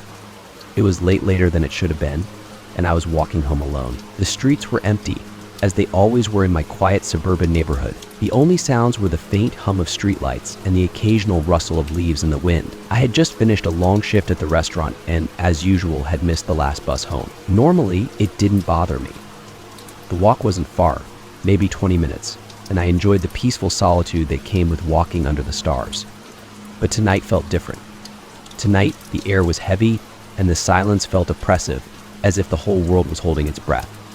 I adjusted the strap of my bag on my shoulder and kept walking, my footsteps echoing in the stillness. I told myself it was just exhaustion playing tricks on me, that I was imagining the strange weight that hung in the air. But as I turned the corner onto the long, deserted stretch of road that led to my apartment, I couldn't shake the feeling that something wasn't right. That's when I heard the unmistakable sound of footsteps behind me. At first, I thought it was just an echo of my own steps, bouncing off the walls of the narrow street. I slowed my pace, listening carefully, and sure enough, the footsteps behind me slowed too. My heart began to race. I picked up my pace, and the footsteps did the same, matching my rhythm. Someone was following me. I glanced over my shoulder, trying to be subtle about it, but in the dim glow of the streetlights, I couldn't see anyone. The sidewalk behind me was empty, just as it had been when I turned onto the street. But I knew I wasn't alone. I could hear them, whoever they were, just out of sight, their footsteps mirroring mine. I swallowed hard, my pulse quickening as a wave of panic washed over me. I didn't have much farther to go, just a few more blocks, but with every step I took, the footsteps behind me seemed to grow louder, closer. I turned my head again, this time more deliberately, my heart pounding in my chest. That's when I saw them. 3 figures moving silently in the shadows just outside the range of the streetlights. They were far enough away that I couldn't make out their faces, but I could see the way they moved, deliberate, predatory. They weren't just walking. They were following. Panic surged through me, and I quickened my pace, my mind racing with possibilities. Maybe it was nothing. Maybe they were just heading in the same direction, minding their own business. But something in my gut told me that wasn't the case. The figures matched my speed, closing the distance between us with every step. I didn't know what to do. Should I run? Should I call for help? My phone was in my pocket, but my hands were shaking so badly that I wasn't sure I'd be able to dial a number. I could feel the weight of their gaze on me, even though they were still too far away for me to see their faces. I picked up the pace again, nearly jogging now, my breath coming in short, shallow gasps. The street stretched out ahead of me, long and empty, and my apartment still felt miles away. The footsteps behind me grew faster, more urgent, and the figures were gaining on me. I was out of options. I broke into a full sprint. My heart pounded in my chest as I ran, my feet slamming against the pavement. I could hear the footsteps behind me, quick and heavy, as the figures gave chase. They were getting closer. I could feel it, their presence, their intention. They weren't just following me. They were hunting me. I ran faster than I ever had before, my lungs burning with the effort. The streetlights flickered overhead, casting long, eerie shadows across the ground, but I didn't dare look back. I couldn't.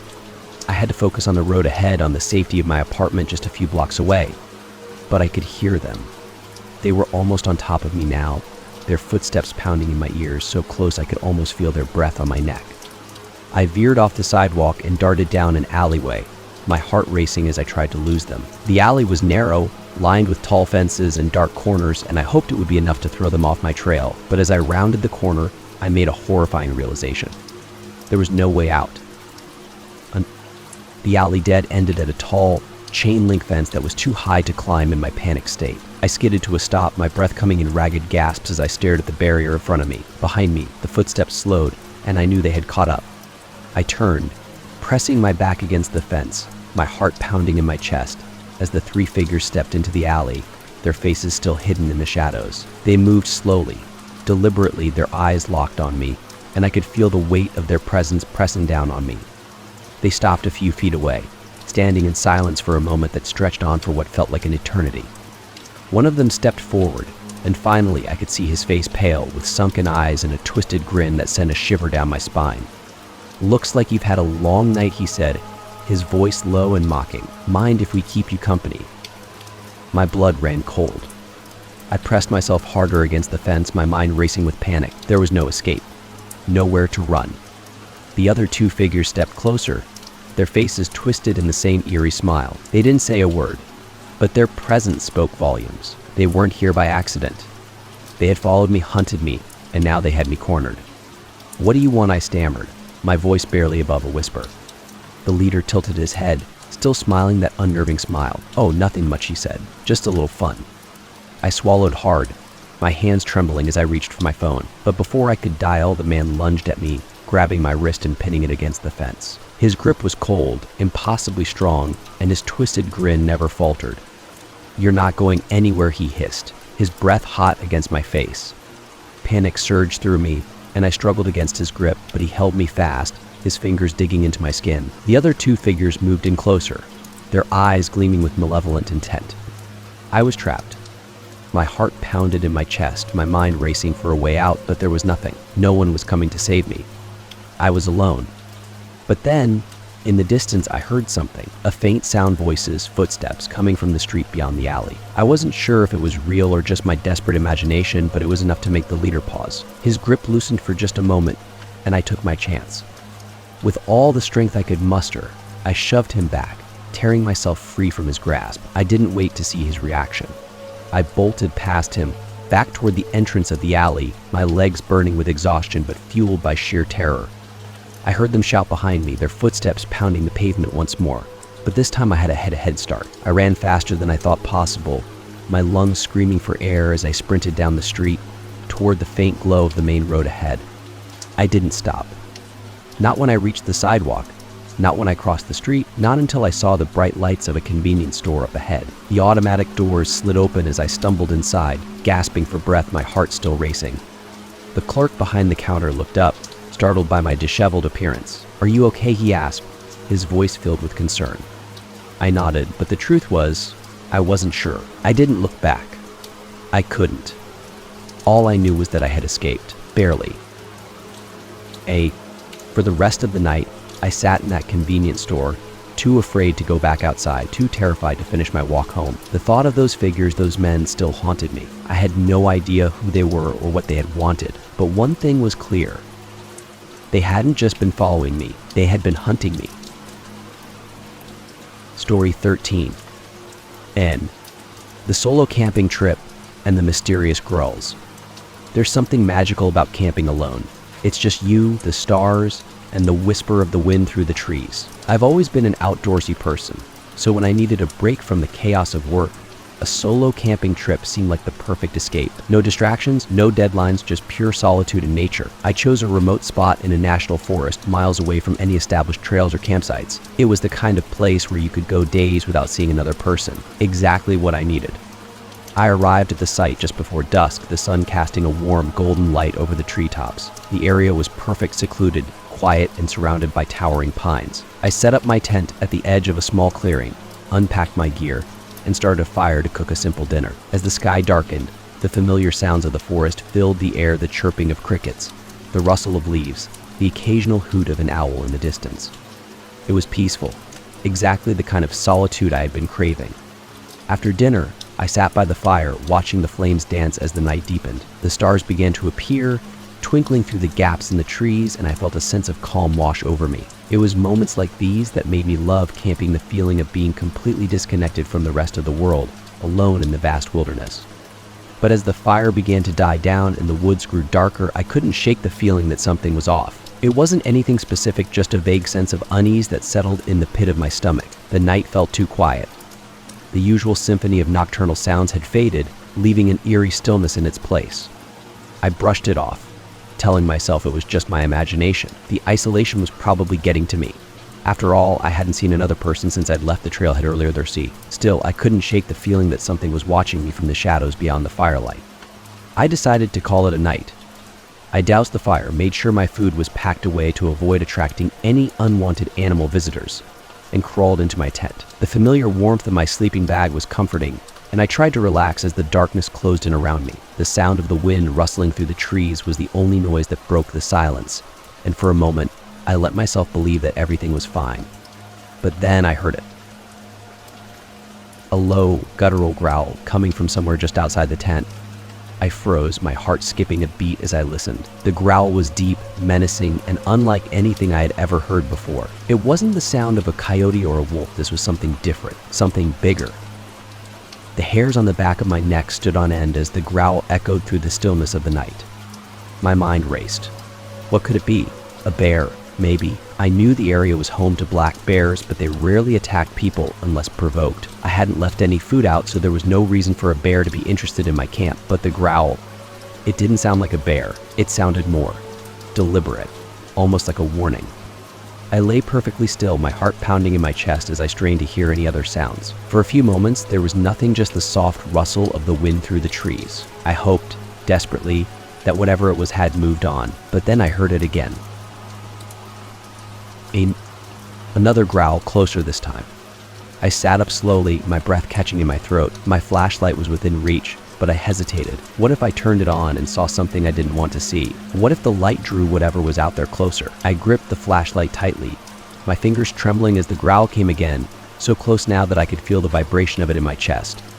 I had to do something. I couldn't just sit there waiting for whatever was out there to make a move. Slowly, carefully, I unzipped the tent just enough to peek outside. The night was pitch black, the forest beyond my campsite shrouded in darkness. I couldn't see anything. No movement, no eyes gleaming in the firelight, just an impenetrable wall of shadows. Then, just as I was about to close the tent again, I saw them footprints.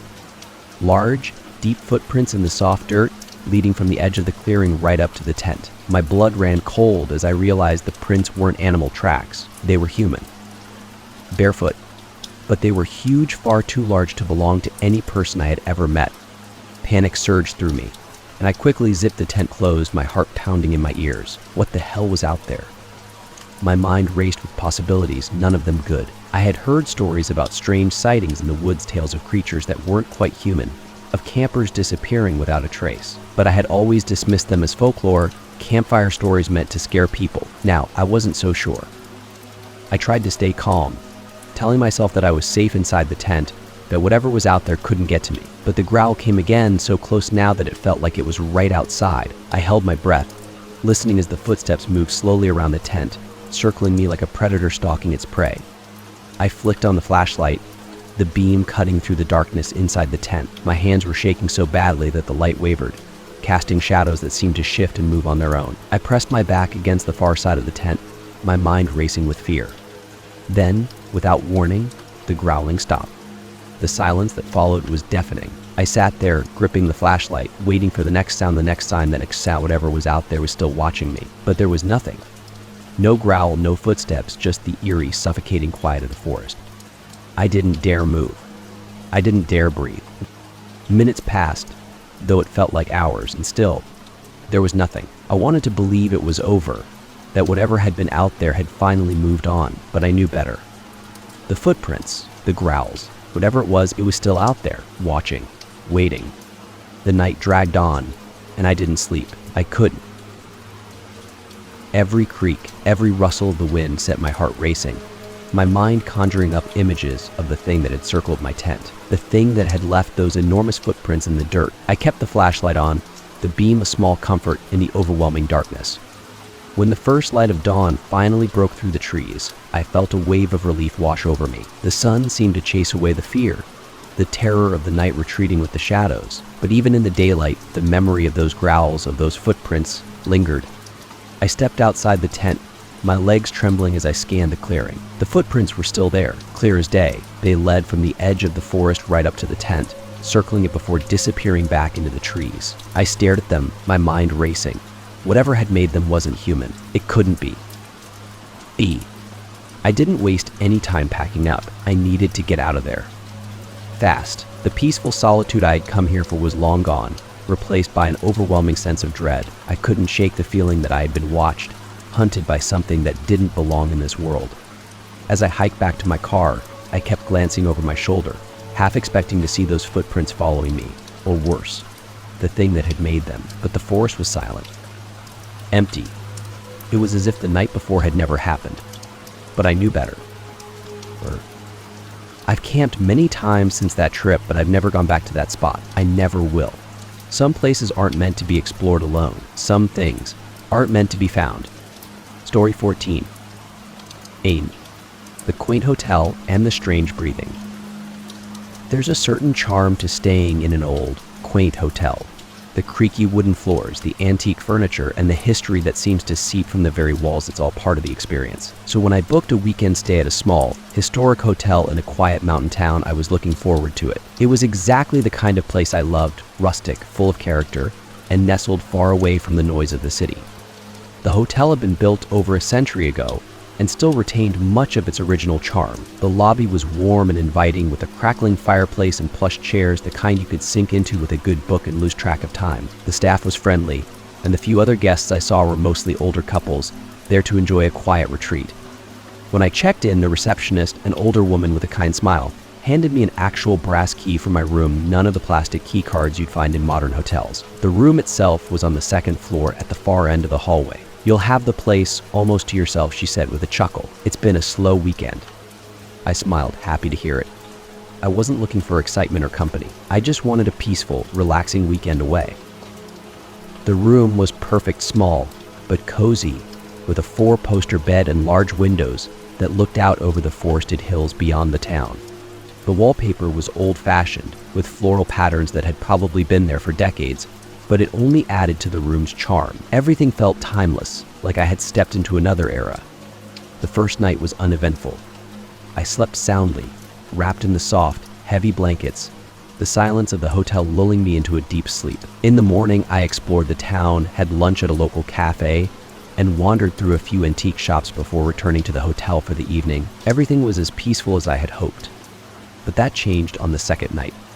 It was late when I returned to my room, the sky outside dark and cloudy, the wind rustling through the trees outside the window. I climbed into bed, pulling the covers up to my chin, and let out a contented sigh. The room was quiet, save for the soft ticking of an old clock on the nightstand. I turned off the lamp, plunging the room into darkness, and closed my eyes. That's when I heard it. A faint, almost imperceptible sound, just on the edge of hearing. At first, I thought it was my imagination, the remnants of a dream, maybe. But as I lay there, straining to listen, I realized it was real. Breathing. Someone was breathing, softly, steadily, somewhere in the room. My heart skipped a beat, and I sat up in bed, my ears straining to pinpoint the source of the sound. It was so quiet, barely audible over the ticking of the clock, but it was there. A slow, rhythmic breathing, as if someone was lying in the darkness just out of sight. I grabbed my phone from the nightstand and turned on the flashlight, casting the beam across the room. The light flickered over the old furniture, the walls, the door, but there was no one there. The room was empty. But the breathing didn't stop. I stood up, my pulse quickening as I scanned the room, my flashlight shaking in my hand. Hello, I called out, my voice trembling slightly. No response. The breathing continued, slow and deliberate, filling the silence with its eerie rhythm. I crossed the room, my heart pounding in my chest, and checked the closet empty. I opened the bathroom door, nothing. There was no one in the room. No one hiding. No logical explanation for the sound I was hearing. But it was real. I could hear it. Someone or something was in the room with me, breathing. I turned the flashlight toward the bed, my stomach twisting with fear as the light fell on the 4-poster frame. The bed was empty. Just blankets and pillows. But the breathing seemed louder now, more distinct, as if it was coming from the very walls themselves. I backed away slowly, my mind racing. What was happening? Was it some kind of prank, or was I imagining things? But no matter how hard I tried to rationalize it, I couldn't shake the feeling that I wasn't alone. I grabbed my bag and keys, deciding I couldn't stay in that room any longer. I needed to get out, to be around other people. As I reached for the doorknob, a cold gust of wind swept through the room, extinguishing my flashlight and plunging me into complete darkness. The breathing grew louder, more ragged, as if it was right behind me. I fumbled with the door, my hands shaking, but it wouldn't open. The lock was stuck or jammed. I pulled harder, my heart racing as the breathing drew closer, its cold breath brushing against the back of my neck. Finally, the door gave way, and I stumbled out into the hallway, gasping for air. The corridor was dimly lit by a single bulb at the far end, casting long shadows across the old carpet. I turned back to the room, half expecting to see someone standing in the doorway, but the door was closed, the room as quiet and still as ever. I stood there, trembling, trying to catch my breath. The hotel was silent. No other guests, no staff, just me standing alone in the hallway, with that strange, phantom breathing still echoing in my ears. I didn't go back to the room that night. Instead, I made my way downstairs to the lobby, where I found the night receptionist sitting at the front desk. She looked up as I approached, concern flashing across her face. "Are you all right?" she asked, her voice soft and steady. I shook my head, still trying to calm my racing heart. "There's something in my room." I heard breathing, but no one was there. The receptionist's expression didn't change. If anything, she seemed to grow more serious, her eyes flickering with something I couldn't quite place. "Room 12, right?" she asked quietly. I nodded, my mouth dry. She sighed, glancing toward the old ledger on the desk. "You're not the first," she said softly. "Guests have mentioned strange things in that room before. I'm sorry. If I'd known, I wouldn't have put you there." My stomach churned. "What do you mean? What's wrong with that room?" The receptionist hesitated, as if weighing whether or not to tell me the truth. Finally, she leaned in, lowering her voice. "Years ago, Before I started working here, a man stayed in that room. He was found dead in his bed the next morning. No sign of struggle, no clear cause of death, just gone. I stared at her, my mind reeling. Since then, she continued, guests have reported hearing breathing in that room. Some say it's the man's spirit, still lingering, still trapped. Others say it's something darker. My skin prickled with goosebumps, and I felt a wave of nausea wash over me. Why didn't you tell me this before? I didn't think it would happen again, she said, her voice full of regret. We don't get many complaints these days. Most guests say nothing, but some hear it. You did. I didn't know what to say. My head was spinning, my heart still racing from the fear that had gripped me in that room. All I knew was that I couldn't go back. The receptionist offered to move me to another room, but I couldn't stay in the hotel. Not after what had happened. I gathered my things, paid the bill, and left that night, driving away from the town and the strange, haunting breathing that had followed me through the walls. Even now, I can still hear it sometimes in the dead of night when the world is quiet and still. The sound of someone breathing, slow and steady, just out of sight. I'll never stay in a hotel like that again. Story 15. End. The lonely hiker and the stranger in the woods. There's something both exhilarating and eerie about hiking alone. The freedom, the solitude, the quiet serenity of nature, it's like nothing else. But with that solitude comes an undeniable sense of vulnerability. Out in the wilderness, miles away from the nearest trailhead or town, anything can happen, and no one would know. That's what crossed my mind as I set out on my solo hike that weekend. I had planned to hike a less traveled trail that wound its way deep into the forest, far away from the more popular routes. It wasn't a long hike, just a few hours in and out, but it was isolated exactly what I was looking for. I needed time to clear my head, to disconnect from the chaos of work and life, and this trail promised peace and quiet. I started the hike early in the morning, just after dawn. The air was crisp, the sun barely peeking over the horizon as I made my way into the forest. The trees towered above me, their leaves rustling softly in the breeze. Birds chirped in the distance, and the occasional crackle of twigs underfoot was the only other sound. It was peaceful, just me and nature.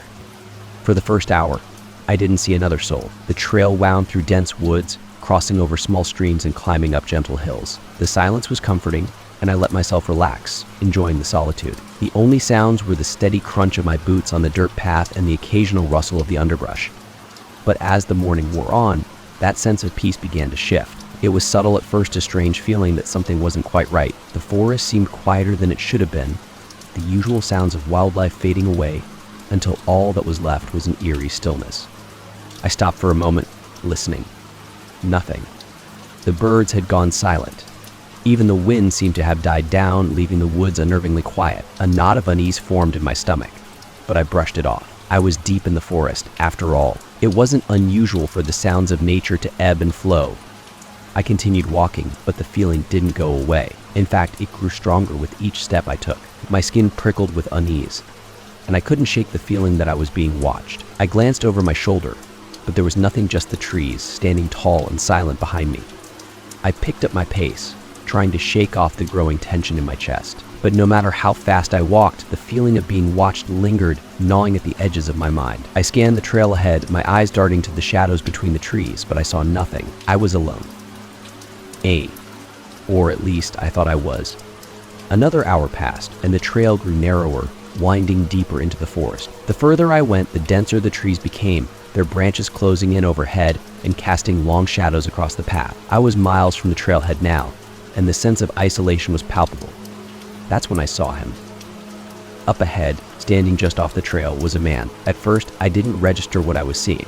He was standing so still, half hidden by the trees, that I almost mistook him for a shadow. But as I got closer, I realized he was real tall, thin, with a worn jacket and a baseball cap pulled low over his eyes. He was facing away from me, staring into the woods. I froze, my heart skipping a beat. I hadn't seen anyone else on the trail all morning, and the sight of another person out here, in the middle of nowhere, sent a jolt of unease through me. Something about the way he stood, so still, so deliberate, didn't feel right. I cleared my throat, trying to shake off the tension. "Hey," I called out, my voice sounding too loud in the quiet forest. "Are you okay?" The man didn't respond. He didn't even turn around. I took a hesitant step forward, my pulse quickening. "Hello," I called again. Still nothing. A chill ran down my spine. My instinct screamed at me to turn around, to get out of there, but I forced myself to stay calm. Maybe he was lost. Or hurt. Maybe he didn't hear me. I took another step forward, my hand instinctively tightening around the straps of my backpack. That's when he moved. Slowly, almost mechanically, the man turned his head toward me. His face was obscured by the shadow of his cap, but I could see his eyes cold, dark, and completely void of emotion. He didn't speak. He didn't move. He just stared at me, his gaze piercing through the silence of the woods. I took a step back, my heart pounding in my chest. "Do you need help?" I asked, my voice shaking slightly. The man didn't respond. He just stood there, staring. Panic surged through me. Something was wrong, very wrong. Every instinct in my body was screaming at me to leave, to get as far away from this man as possible. I took another step back, my hand shaking as I tried to keep my voice steady. "Okay, I'm going to go now," I said, my eyes never leaving his. Still, he didn't move. His expression didn't change. I turned and started walking, my pace quickening with every step. The hair on the back of my neck stood on end, and I could feel his gaze burning into my back as I hurried down the trail. My breath came in shallow gasps, my heart racing as I forced myself to keep moving, to put as much distance between myself and the stranger as possible. But the further I walked, the more I felt like I wasn't alone. The sensation of being watched grew stronger, more intense, until I could barely think straight. I glanced over my shoulder, expecting to see the man following me, but there was nothing. The trail behind me was empty. I didn't slow down. My legs ached from the fast pace, but I couldn't stop. I had to get out of the woods. I had to get back to the safety of the trailhead, to the safety of civilization. But then I heard it. Footsteps. Slow, deliberate footsteps, echoing through the trees behind me. I spun around, my heart leaping into my throat. The trail was still empty, but the footsteps continued, growing louder with each passing second. They were close, too close. I broke into a run. And my feet pounded the dirt trail as I sprinted through the woods, my breath coming in ragged gasps. The trees blurred past me, their branches clawing at my clothes as I raced down the narrow path. The footsteps behind me grew faster, matching my pace. Whoever or whatever was following me wasn't far behind. I didn't dare look back. I couldn't. All I could do was run, my legs burning with the effort as I pushed myself harder and harder, desperate to escape. The trail twisted and turned, but I didn't slow down. I knew if I stopped, even for a moment, they would catch up. The footsteps were almost on top of me now, pounding through the forest like a drumbeat. My lungs screamed for air, my vision blurring as I rounded the final bend in the trail. Up ahead, through the trees, I could see the parking lot, the faint outline of my car. Relief flooded through me, and I pushed myself harder, my legs trembling as I sprinted toward the exit. I burst out of the forest and into the parking lot, my heart racing as I fumbled with my keys, my hands shaking so badly that I could barely unlock the door. I threw myself into the car, locking the doors behind me, and sat there, gasping for breath. For a long moment, I just sat there, staring at the empty trailhead, my heart pounding in my chest. The forest was silent again. No footsteps, no movement. It was as if nothing had happened, as if I had imagined it all. But I knew better. I started the car and peeled out of the parking lot, my hands still trembling on the steering wheel. I didn't look back. I couldn't. All I knew was that I had escaped, barely. Even now, I can still hear those footsteps in my dreams, still feel the weight of that stranger's gaze on my back. I never went hiking alone again. Story 16. The Old House and the Whispering Walls. Moving into an old house has its perks, the charm, the character, the history etched into every corner. But with that history sometimes comes things you don't expect, things you don't want. I had just bought an old, fixer-upper house on the edge of town. It was a beautiful, two-story Victorian home with large windows, creaky wooden floors, and ornate molding. The kind of place you could imagine having a long history, full of stories and memories. The house had been empty for years, abandoned by the previous owner, and left to fall into disrepair. But I saw the potential in it. It needed a lot of work, but I was excited to turn it into a home. The first few weeks were a whirlwind of renovations. I spent my days sanding floors, painting walls, and fixing leaks. The work was exhausting, but it was worth it. Slowly, the house began to transform from a decaying relic into something livable. At first, everything seemed fine. The house was quiet, peaceful even, and I enjoyed the solitude. I would spend my evenings unwinding after long days of work, sitting by the fireplace with a glass of wine, listening to the crackle of the flames. But as the weeks passed, I began to notice things, little things. things that didn't make sense. It started with the whispers.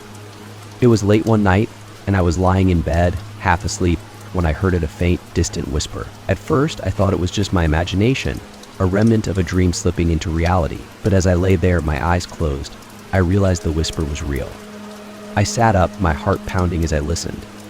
The whisper was soft, barely audible, but unmistakable. It seemed to come from the walls themselves, a low, murmuring sound that drifted through the house like a breeze. I strained to hear the words, but I couldn't make them out. It was like someone was speaking just out of earshot, their voice muffled by the thick plaster of the walls.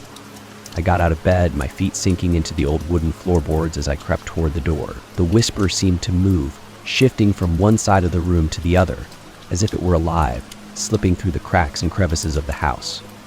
I checked the hallway. Empty. I checked the rooms downstairs. Nothing. The house was silent again, and I stood in the middle of the living room, my breath coming in short gasps. Had I imagined it? Was I just hearing things after spending so many hours alone in this creaky old house? I tried to brush it off, telling myself it was nothing, just the house settling, or the wind slipping through the gaps in the windows. But deep down, I knew it was something else, something I couldn't explain. The whispers returned the next night, and the night after that. Every night, just as I was drifting off to sleep, the whispering would start, soft, distant, like a voice carried on the wind. It moved through the house, sometimes in the walls, sometimes in the floor beneath me, always just out of reach. I tried to ignore it.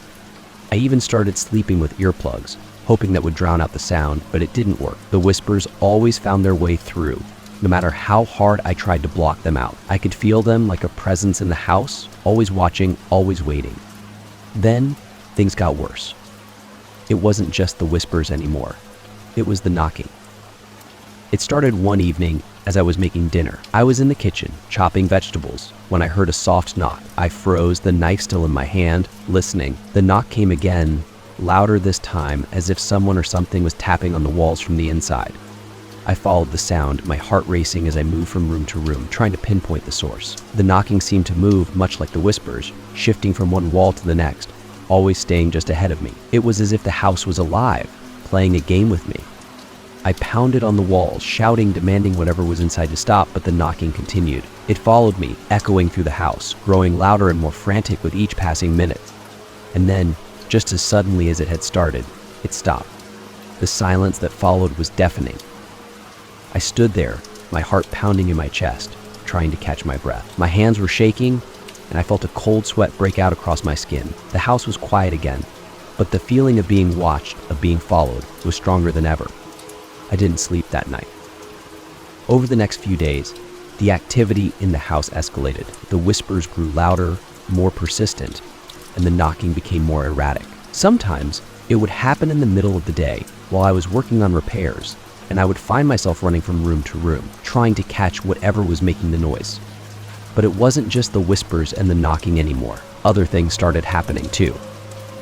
Lights would flicker on and off, even though I knew the wiring was fine. Doors would open and close on their own, despite being securely latched. Objects would move, small things at first, like keys or tools, but then larger items. I would come downstairs in the morning to find the furniture rearranged, as if someone or something had been walking through the house in the middle of the night, moving things around while I slept. I was terrified, but I didn't want to leave. This was my house, my project, and I wasn't going to let whatever was haunting it drive me away. So I did the only thing I could think of. I started documenting everything. I set up cameras in every room, hoping to catch something, anything that would explain what was happening. I kept a journal, writing down every whisper, every knock, every strange occurrence, trying to make sense of it all. But no matter how many hours of footage I reviewed, no matter how many entries I wrote in my journal, I never found an explanation. The cameras would pick up the sounds, the whispers, the knocks, but there was never anything there. No shadows, no figures, just empty rooms and disembodied voices. And the whispers, they were getting clearer. I could almost make out the words now, though they were still too muffled to understand. It was as if the house was trying to tell me something it desperately wanted me to know. Then, one night, everything changed. I was lying in bed, as usual, when the whisper started again, but this time they were louder, much louder. It was as if the voices were right next to me, speaking directly into my ear. I bolted upright, my heart racing, and listened. The words were clear now. I could hear them. Get out, Dot. Dot. I froze, my blood turning to ice as the words repeated over and over again. Get out, get out, get out, get out. Dot. The voice was no longer soft, no longer distant. It was angry, filled with a sense of urgency and malice. I jumped out of bed, grabbing my phone and flashlight, and bolted for the door. But as I reached for the doorknob, the knocking started again, loud, frantic, coming from all sides, as if the walls themselves were closing in on me. I yanked open the door and ran, my heart pounding as I sprinted down the stairs, the whispers and knocking following me. I didn't stop until I was outside, standing in the middle of the yard, gasping for breath. The house was silent again, the windows dark and empty, as if nothing had happened, but I knew better. I knew what I had heard. I never went back inside. The next day, I put the house up for sale. I didn't care about the money I had spent on renovations. I didn't care about the time and effort I had put into fixing it up. I just wanted out. To this day, I don't know what was haunting that house or why it chose to target me, but I do know one thing: I will never, ever ignore the whispers in the walls again. Story 17. The phone call that never came. It was supposed to be a normal evening. A quiet night at home, watching TV and winding down after a long day. I had ordered takeout, poured myself a glass of wine, and was getting comfortable on the couch when my phone rang. The number wasn't one I recognized, but it had a local area code. Thinking it might be important, I answered. Hello, I said, my voice casual. At first, there was only silence on the other end. For a few seconds, I thought maybe the call had dropped, or it was one of those robocalls with a delay before the recording starts. But then, I heard a faint, ragged breath. Hello, I said again, my voice more cautious now. Who is this? More silence, followed by the sound of breathing, slow, deliberate, and unnervingly close. My skin prickled with unease, and I glanced around my living room, half expecting to see someone standing in the shadows. Can I help you? I asked, my heart beginning to race. Still, no answer. Just that steady breathing. I hung up, my hands trembling slightly as I set the phone down. It was probably just a prank, I told myself. Some kid messing around, trying to freak people out. But something about the call didn't sit right with me. The way the person hadn't said a word, just breathing into the phone, it felt deliberate, personal. I tried to shake it off, telling myself I was overreacting. But 10 minutes later, my phone rang again. Same number. My stomach twisted with dread as I stared at the screen. I hesitated, my finger hovering over the answer button, unsure of what to do. My instincts told me not to answer, to let it go to voicemail, but a part of me needed to know, needed to hear if it was the same person. I answered. Again, there was silence. And then the breathing. This time, it was louder, more ragged, as if the person on the other end was struggling to breathe. The hairs on the back of my neck stood on end, and I could feel my pulse quicken. Who is this? I demanded, my voice sharper now. What do you want? The breathing continued, unchanging, unmoving, a heavy, rhythmic sound that seemed to echo in the stillness of my living room. I hung up again, my heart pounding in my chest. I blocked the number, feeling a wave of relief as I did. Whoever it was, they wouldn't be able to reach me now. But the relief didn't last long. An hour later, my phone rang again. This time, the number was unknown. I stared at the screen, my hands trembling. How had they called me again? I had blocked the number. They shouldn't have been able to reach me, but there it was, another call, from someone who was determined to get through to me. I didn't answer. I couldn't. My mind was racing with fear, trying to make sense of what was happening. But before I could gather my thoughts, the phone rang again, and again, and again. Each time, the number was unknown. I turned off my phone, my hands shaking as I set it down on the coffee table. My breath came in shallow gasps, and I could feel the walls closing in around me. Whoever was calling me wasn't going to stop. They weren't just messing around. They wanted something. I sat in the silence of my living room, listening to the faint hum of the TV in the background. My mind raced with possibilities. Could it be someone I knew? Someone trying to scare me? Or was it something worse? Someone watching me, waiting for the right moment to make their move. I grabbed my phone, turning it back on with trembling hands. No new calls. No new messages. For a moment, I let out a shaky breath, hoping that maybe, just maybe, it was over. But then, the phone rang again. Unknown number. My heart pounded in my chest as I stared at the screen. I didn't want to answer, But something inside me, some sick curiosity, made me press the button. I lifted the phone to my ear, bracing myself for the silence. But this time, there was no breathing. There was nothing. Just the faint crackle of static. "Hello," I whispered, my voice barely audible. For a moment, there was nothing. Then, through the static, I heard a voice, low, distorted, almost a whisper. "I'm outside, Dot." The words sent a jolt of terror through me. I shot up from the couch, my eyes darting to the windows. The curtains were drawn, but I could feel the weight of someone or something watching me from the other side. I hung up the phone, my heart racing as I grabbed the nearest object, a heavy lamp from the table beside me, and clutched it like a weapon. I moved slowly toward the window, my breath coming in shallow gasps as I reached for the curtain. I hesitated, every instinct screaming at me not to look, but I had to know. I had to see if they were really out there. With one quick motion, I pulled the curtain back. The street outside was empty. Just a faint glow of streetlights, the shadows of parked cars, and the darkened windows of the houses across the street. No one was there. I let out a shaky breath, relief washing over me. Maybe it was just a cruel prank. Maybe someone was trying to scare me, but they weren't actually outside. They couldn't be. It didn't make sense. I put the lamp down, my hands still trembling, and sat back on the couch, trying to calm my racing heart. I told myself it was over, that the calls would stop, that whoever was messing with me had had their fun. But deep down, I knew it wasn't over. Just as I started to relax, my phone buzzed again. Not a call this time, a text message. My blood ran cold as I unlocked my phone and read the message. "I see you, Dot." I dropped the phone, my heart pounding in my chest. I couldn't breathe, couldn't think. Whoever it was, they were watching me. They knew where I was, what I was doing. I glanced around the room, my eyes darting to every window, every shadow. I was trapped, with nowhere to go. I grabbed my phone, my hands shaking as I dialed 911. The operator answered quickly, her voice calm and professional, but I could barely get the words out. "Someone's watching me," I whispered, my voice shaking. "They've been calling me.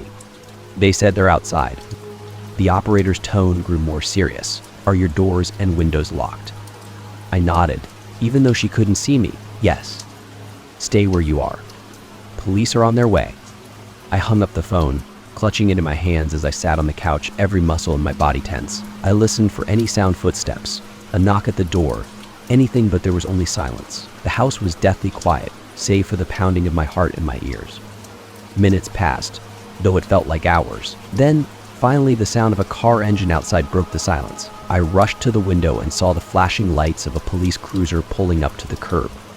Relief flooded through me as I ran to the door, opening it just as the officer approached. He was young, with a kind but serious expression, and he asked me to explain what had happened. I told him everything, the phone calls, the breathing, the voice on the line that said they were outside. He listened carefully, then did a sweep of the property, checking the windows and doors, shining his flashlight into every shadowy corner. But there was no one there. No footprints in the yard, no signs of anyone having been outside. The officer reassured me that they would keep an eye on the neighborhood, but there wasn't much more they could do. I thanked him, but as he drove away, I couldn't shake the feeling that whoever had been calling wasn't done, that they were still out there, watching, waiting. I never found out who was behind those calls, or why they targeted me. But I changed my number the next day, and every night since I double-check my windows and doors, making sure they're locked. Because sometimes I still hear the faint sound of breathing in the silence, and I know, deep down, that they're still watching. Story 18. The man at the end of the road. There's something about driving at night that can be both peaceful and unnerving. The quiet hum of the engine, the empty roads, the way the darkness seems to stretch on forever, it's calming in a way, but also unsettling. You're alone, vulnerable, with nothing but the road ahead and the shadows on either side. I had been driving for hours that night, trying to make it to my destination before morning. The highway was deserted, and the only light came from the faint glow of my headlights cutting through the darkness. It was a back road, the kind that twisted and turned through empty fields and dense forests with no signs of civilization for miles. I was tired, but I knew I had to keep going. The road was long and I didn't want to stop in the middle of nowhere. The thought of pulling over and sleeping in my car felt too risky. Something about the emptiness of the road, the isolation, made my skin crawl. That's when I saw him.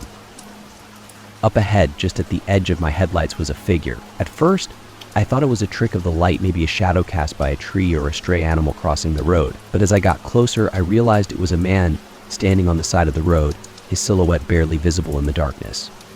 He wasn't waving for help, wasn't trying to flag me down. He was just standing there, motionless. My heart skipped a beat. What was he doing out here in the middle of nowhere at this time of night? There wasn't a house or building for miles. He had no car, no flashlight, no sign of why he would be out here alone.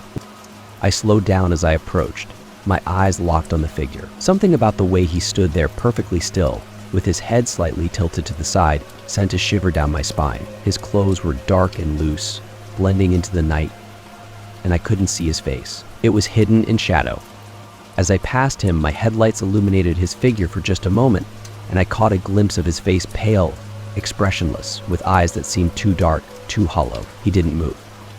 Didn't even blink, just stared straight ahead as I drove by. I pressed my foot harder on the gas, my pulse quickening as I watched him disappear into the darkness in my rearview mirror. My hands tightened on the steering wheel, and I tried to shake off the uneasy feeling that had settled over me. But no matter how hard I tried, I couldn't stop thinking about him. Why was he out there? What had he been doing, just standing on the side of the road like that? The image of his still, unmoving figure played over and over in my mind, and the further I drove, the more unsettled I became. I told myself to forget about it. It was probably nothing, just a guy hitchhiking or walking home from somewhere. But deep down, I knew it wasn't that simple. There had been something off about him, something I couldn't explain. I kept driving, the road stretching out endlessly before me. The night grew darker, and the trees on either side of the road seemed to close in, their branches twisting and reaching toward the car. My headlights flickered for a moment, and I cursed under my breath, hoping it was just a glitch. That's when I saw him again. The man, standing on the side of the road just up ahead, exactly where I had seen him before. My heart leapt into my throat, and I slammed on the brakes, my tires screeching against the asphalt as the car came to a stop. I stared ahead, my breath coming in shallow gasps, my hands trembling on the steering wheel. He was there, standing in the exact same spot, in the exact same position, as if I had never passed him. I blinked, my mind racing. This wasn't possible. I had driven miles since I'd seen him. How could he have gotten ahead of me? How could he be standing there again, perfectly still, as if nothing had happened? I didn't know what to do.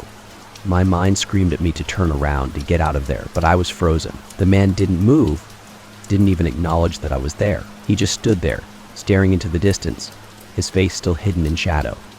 Finally, I snapped out of it. I hit the gas and sped past him, my eyes glued to the road ahead, refusing to look at him as I passed. My heart pounded in my chest, and I could feel the sweat on my palms as I gripped the steering wheel. I drove faster now, desperate to put as much distance between myself and the man as possible. But no matter how far I went, I couldn't shake the feeling that he was still there, watching me, following me. Minutes passed, though it felt like hours. The road twisted and turned, the darkness closing in around me, suffocating me. I could barely see beyond the beam of my headlights, but I kept going, determined to get away. Then, up ahead, I saw him again, standing at the side of the road. The same man. My heart stopped. My hands shook as I slammed on the brakes again, the car skidding to a halt. I stared at him, my breath coming in ragged gasps, my mind racing. It was impossible. There was no way he could have gotten ahead of me. No way he could be standing there again, in the same spot, in the same position, like a statue. I felt a wave of panic rise in my chest. This wasn't real. This couldn't be happening. I put the car in reverse, my eyes never leaving the man as I backed up slowly. He didn't move, didn't react, just stood there staring straight ahead as if I wasn't even there. Then, as I watched, his head slowly turned toward me. The movement was slow, unnatural, like he was a puppet being controlled by invisible strings. His face emerged from the shadows, pale and blank, his eyes dark and empty. He looked directly at me, his expression cold, devoid of any emotion. I couldn't breathe. I couldn't think. And then he smiled. It was a slow, deliberate smile, one that stretched across his face in a way that seemed impossible, unnatural. His lips curled upward, exposing rows of teeth that were too sharp, too white. I slammed my foot on the gas, the car lurching backward as I tore down the road in reverse. My heart pounded in my chest, my mind racing with fear. I couldn't get away fast enough. I didn't care where I was going, I just needed to escape. I drove for what felt like an eternity, not stopping, not looking back. The road twisted and turned, the darkness swallowing me whole, but I didn't slow down. I couldn't. Not until I was sure I was far away from him. Finally, after what felt like hours, I reached the nearest town. I pulled into a gas station, my hands still shaking as I parked the car. I sat there for a moment, trying to catch my breath, my heart still racing. I glanced in the rearview mirror, half expecting to see the man standing behind me, but the parking lot was empty, illuminated by the bright lights of the gas station. For a moment, I let out a shaky breath, relief washing over me. Maybe it was over. Maybe I had gotten away. But then my phone buzzed. I picked it up, my hands trembling, and stared at the screen. One new message. I opened it, my heart pounding in my chest. "I'll see you soon, Dot." I dropped the phone, my blood running cold. I never drove that road again. Story 19. The rest stop encounter. It was late in the afternoon, and the sun hung low in the sky, casting long, golden shadows over the empty highway. I had been driving for hours, the monotonous stretch of asphalt blending into the barren landscape on either side of me. I hadn't seen another car for miles. The isolation was both comforting and unnerving at the same time. The only thing I had for company was the low hum of the car's engine and my racing thoughts. When I saw the small, nondescript rest stop ahead, I decided it was time for a break. The sign was faded, barely legible, but the promise of stretching my legs and getting a cold drink was too tempting to ignore. As I pulled into the parking lot, the car rolled over loose gravel, making a satisfying crunch beneath the tires. The rest stop was nearly deserted, just a few other cars scattered about, but no sign of life. The structure itself was nothing special, a concrete block building that housed restrooms, a couple of vending machines, and a few weathered picnic tables under the shade of a scraggly oak tree. It was one of those places that felt like time had forgotten it. I parked the car and stepped out, feeling the cool breeze on my face. It was a relief after the stuffy warmth inside the car. I stretched my legs and leaned back, savoring the quiet. It was the kind of stillness that only came from being miles away from civilization. There were no honking horns, no buzzing cell phones, just the distant rustle of leaves and the whisper of wind. After a few minutes, I decided to get a drink from the vending machine. As I walked over, I noticed a man across the rest stop, emerging from the shadow of the building. He was tall, with a scruffy beard, a baseball cap pulled low over his eyes, and a weathered jacket that had seen better days. He walked with purpose, his long strides carrying him toward me, though there was something about his movements that felt off. I tried to keep my gaze neutral, but a small alarm bell went off in my head. Maybe it was the way he was coming directly toward me, or maybe it was the unsettling way his eyes seemed to lock onto mine as soon as he noticed me. I couldn't tell, but my instincts were screaming at me to stay alert. "Excuse me," the man called out as he drew closer. His voice had a rough edge to it, tinged with a southern drawl. "Can you help me with something?" I paused, my hand hovering over the vending machine buttons, trying to mask my unease. "Sure," I replied, keeping my tone casual but wary. "What do you need?" The man stopped a few feet away, close enough for me to see the deep lines etched into his face. His eyes flickered around, scanning the empty rest stop before returning to me. His hands were shoved deep into the pockets of his worn jeans, and his stance was relaxed, but there was a strange tension in the air. "I'm a bit lost," he said slowly, his gaze narrowing slightly. "Can you tell me how to get to the nearest town?" Relief washed over me. Maybe I was overreacting, letting the isolation and the hours of driving get to me. I pulled out my phone, squinting at the screen as I tried to find a map. "I think the nearest town is about 15 miles east," I said, pointing down the highway. "You should see signs for it along the way." The man nodded, but instead of moving on, he stepped closer. His eyes flicked down the empty highway, then back at me. "You traveling alone?" he asked, his voice casual, but there was something predatory in his tone now, something that made my skin prickle. I hesitated, feeling a surge of unease creep into my chest. Every instinct told me to lie, to avoid giving this man any sense of vulnerability. "No," I lied, trying to keep my voice steady. "I'm meeting some friends further down the road, just taking a little break before we catch up." The man didn't respond immediately. He just stood there, studying me with an intensity that made the hair on the back of my neck stand on end. Then he smiled a slow, crooked grin that didn't quite reach his eyes. "That sounds nice," he said, his gaze lingering on me for a moment too long. "You must be pretty brave stopping here by yourself, though. Not many people around, you know." I forced a laugh, though it sounded strained even to my ears. "Yeah, I guess. I've done a lot of solo trips before." The man nodded slowly, as if processing what I had said, but his expression remained unreadable. Then, almost as if on cue, he shifted his weight, his eyes darting around the rest stop again. "Where you headed to?" he asked, his voice now laced with something that felt like insistence. I swallowed hard, trying to maintain my composure. This was no longer a casual conversation. The way his questions were becoming increasingly personal, the way he was inching closer, it was all wrong. My heart pounded in my chest as I faked a smile. Just a little vacation, I said, keeping my answers vague, exploring a few national parks. He didn't seem convinced. His eyes narrowed, and I could see the gears turning in his head, as though he was weighing something, whether it was worth pursuing. "You got family waiting for you back home?" he asked, his voice dropping to a conspiratorial whisper. The casual tone was gone, replaced with something darker. Maybe a husband or a boyfriend who might come looking for you if you don't show up. Panic surged through me, but I forced myself to stay calm. I couldn't let him see how scared I was. Yes, actually, I lied again, this time with more confidence. "He's a cop, and he's expecting me to check in soon." That seemed to throw him off for a moment. His eyes flickered with uncertainty, and for the first time since the conversation started, I saw a crack in his demeanor. He shifted on his feet, taking a step back as if reconsidering whatever thoughts had been brewing in his mind. "Well, I'd better let you get on your way then," he said, his tone suddenly lighter, almost too casual. "I wouldn't want to keep you from your trip." I nodded, my pulse still racing. "Yeah, I should get going," I said, backing away toward my car. "Good luck finding your way." The man watched me for a moment longer before turning and walking back toward the parking lot. I didn't take my eyes off him until I was safely back inside my car, locking the doors and starting the engine with trembling hands. As I pulled out of the rest stop and merged back onto the highway, I glanced in the rearview mirror, half expecting to see the man's car trailing behind me, but the road remained empty. For the next few miles, I couldn't shake the feeling that he was still watching me, that he was waiting for the right moment to follow. After driving for nearly an hour, I finally found a more populated rest stop. This one had a gas station, a small convenience store, and a few families scattered about. I parked the car and took a deep breath, feeling the weight of the encounter finally settle in. My hands were still shaking, and my heart was pounding in my chest. I grabbed my phone and dialed a friend, desperate to hear a familiar voice. As I recounted the story, the realization of how close I had come to a potentially dangerous situation hit me. The man's invasive questions, his predatory demeanor, it was all a stark reminder of the risks that came with traveling alone. I had trusted my instincts, but the thought of what could have happened if I hadn't lied, if I hadn't kept my cool, haunted me.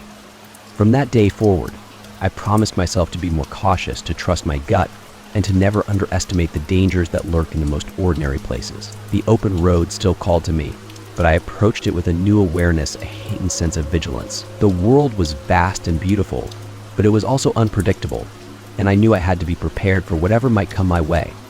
Story 20. The locked room and the fading light.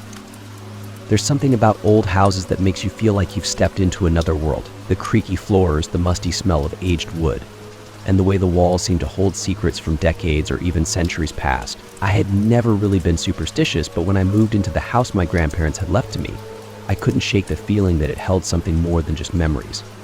The house had been in the family for generations. It was a sprawling Victorian manor, with tall windows, winding staircases, and rooms that seemed to go on forever. My grandparents had lived there all their lives, and after they passed, it was left to me. I had visited the house a few times as a child, but I never got to explore it fully. My grandparents were always very strict about keeping certain doors locked. One of those doors was on the second floor. It was a small, unassuming door at the end of a narrow hallway, but I had always been curious about it. Every time I asked my grandparents about what was inside, they'd brush it off, telling me it was just a storage room filled with old junk. But now that the house was mine, I could finally see what was behind it.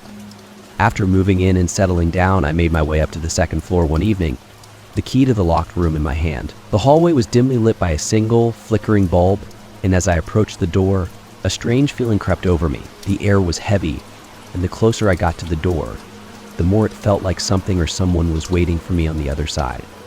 I pushed the thought aside, telling myself it was just nerves. After all, I had always been curious about this room, and now that I had the key, I was finally going to find out what was inside. The key turned easily in the lock, and with a soft click, the door swung open.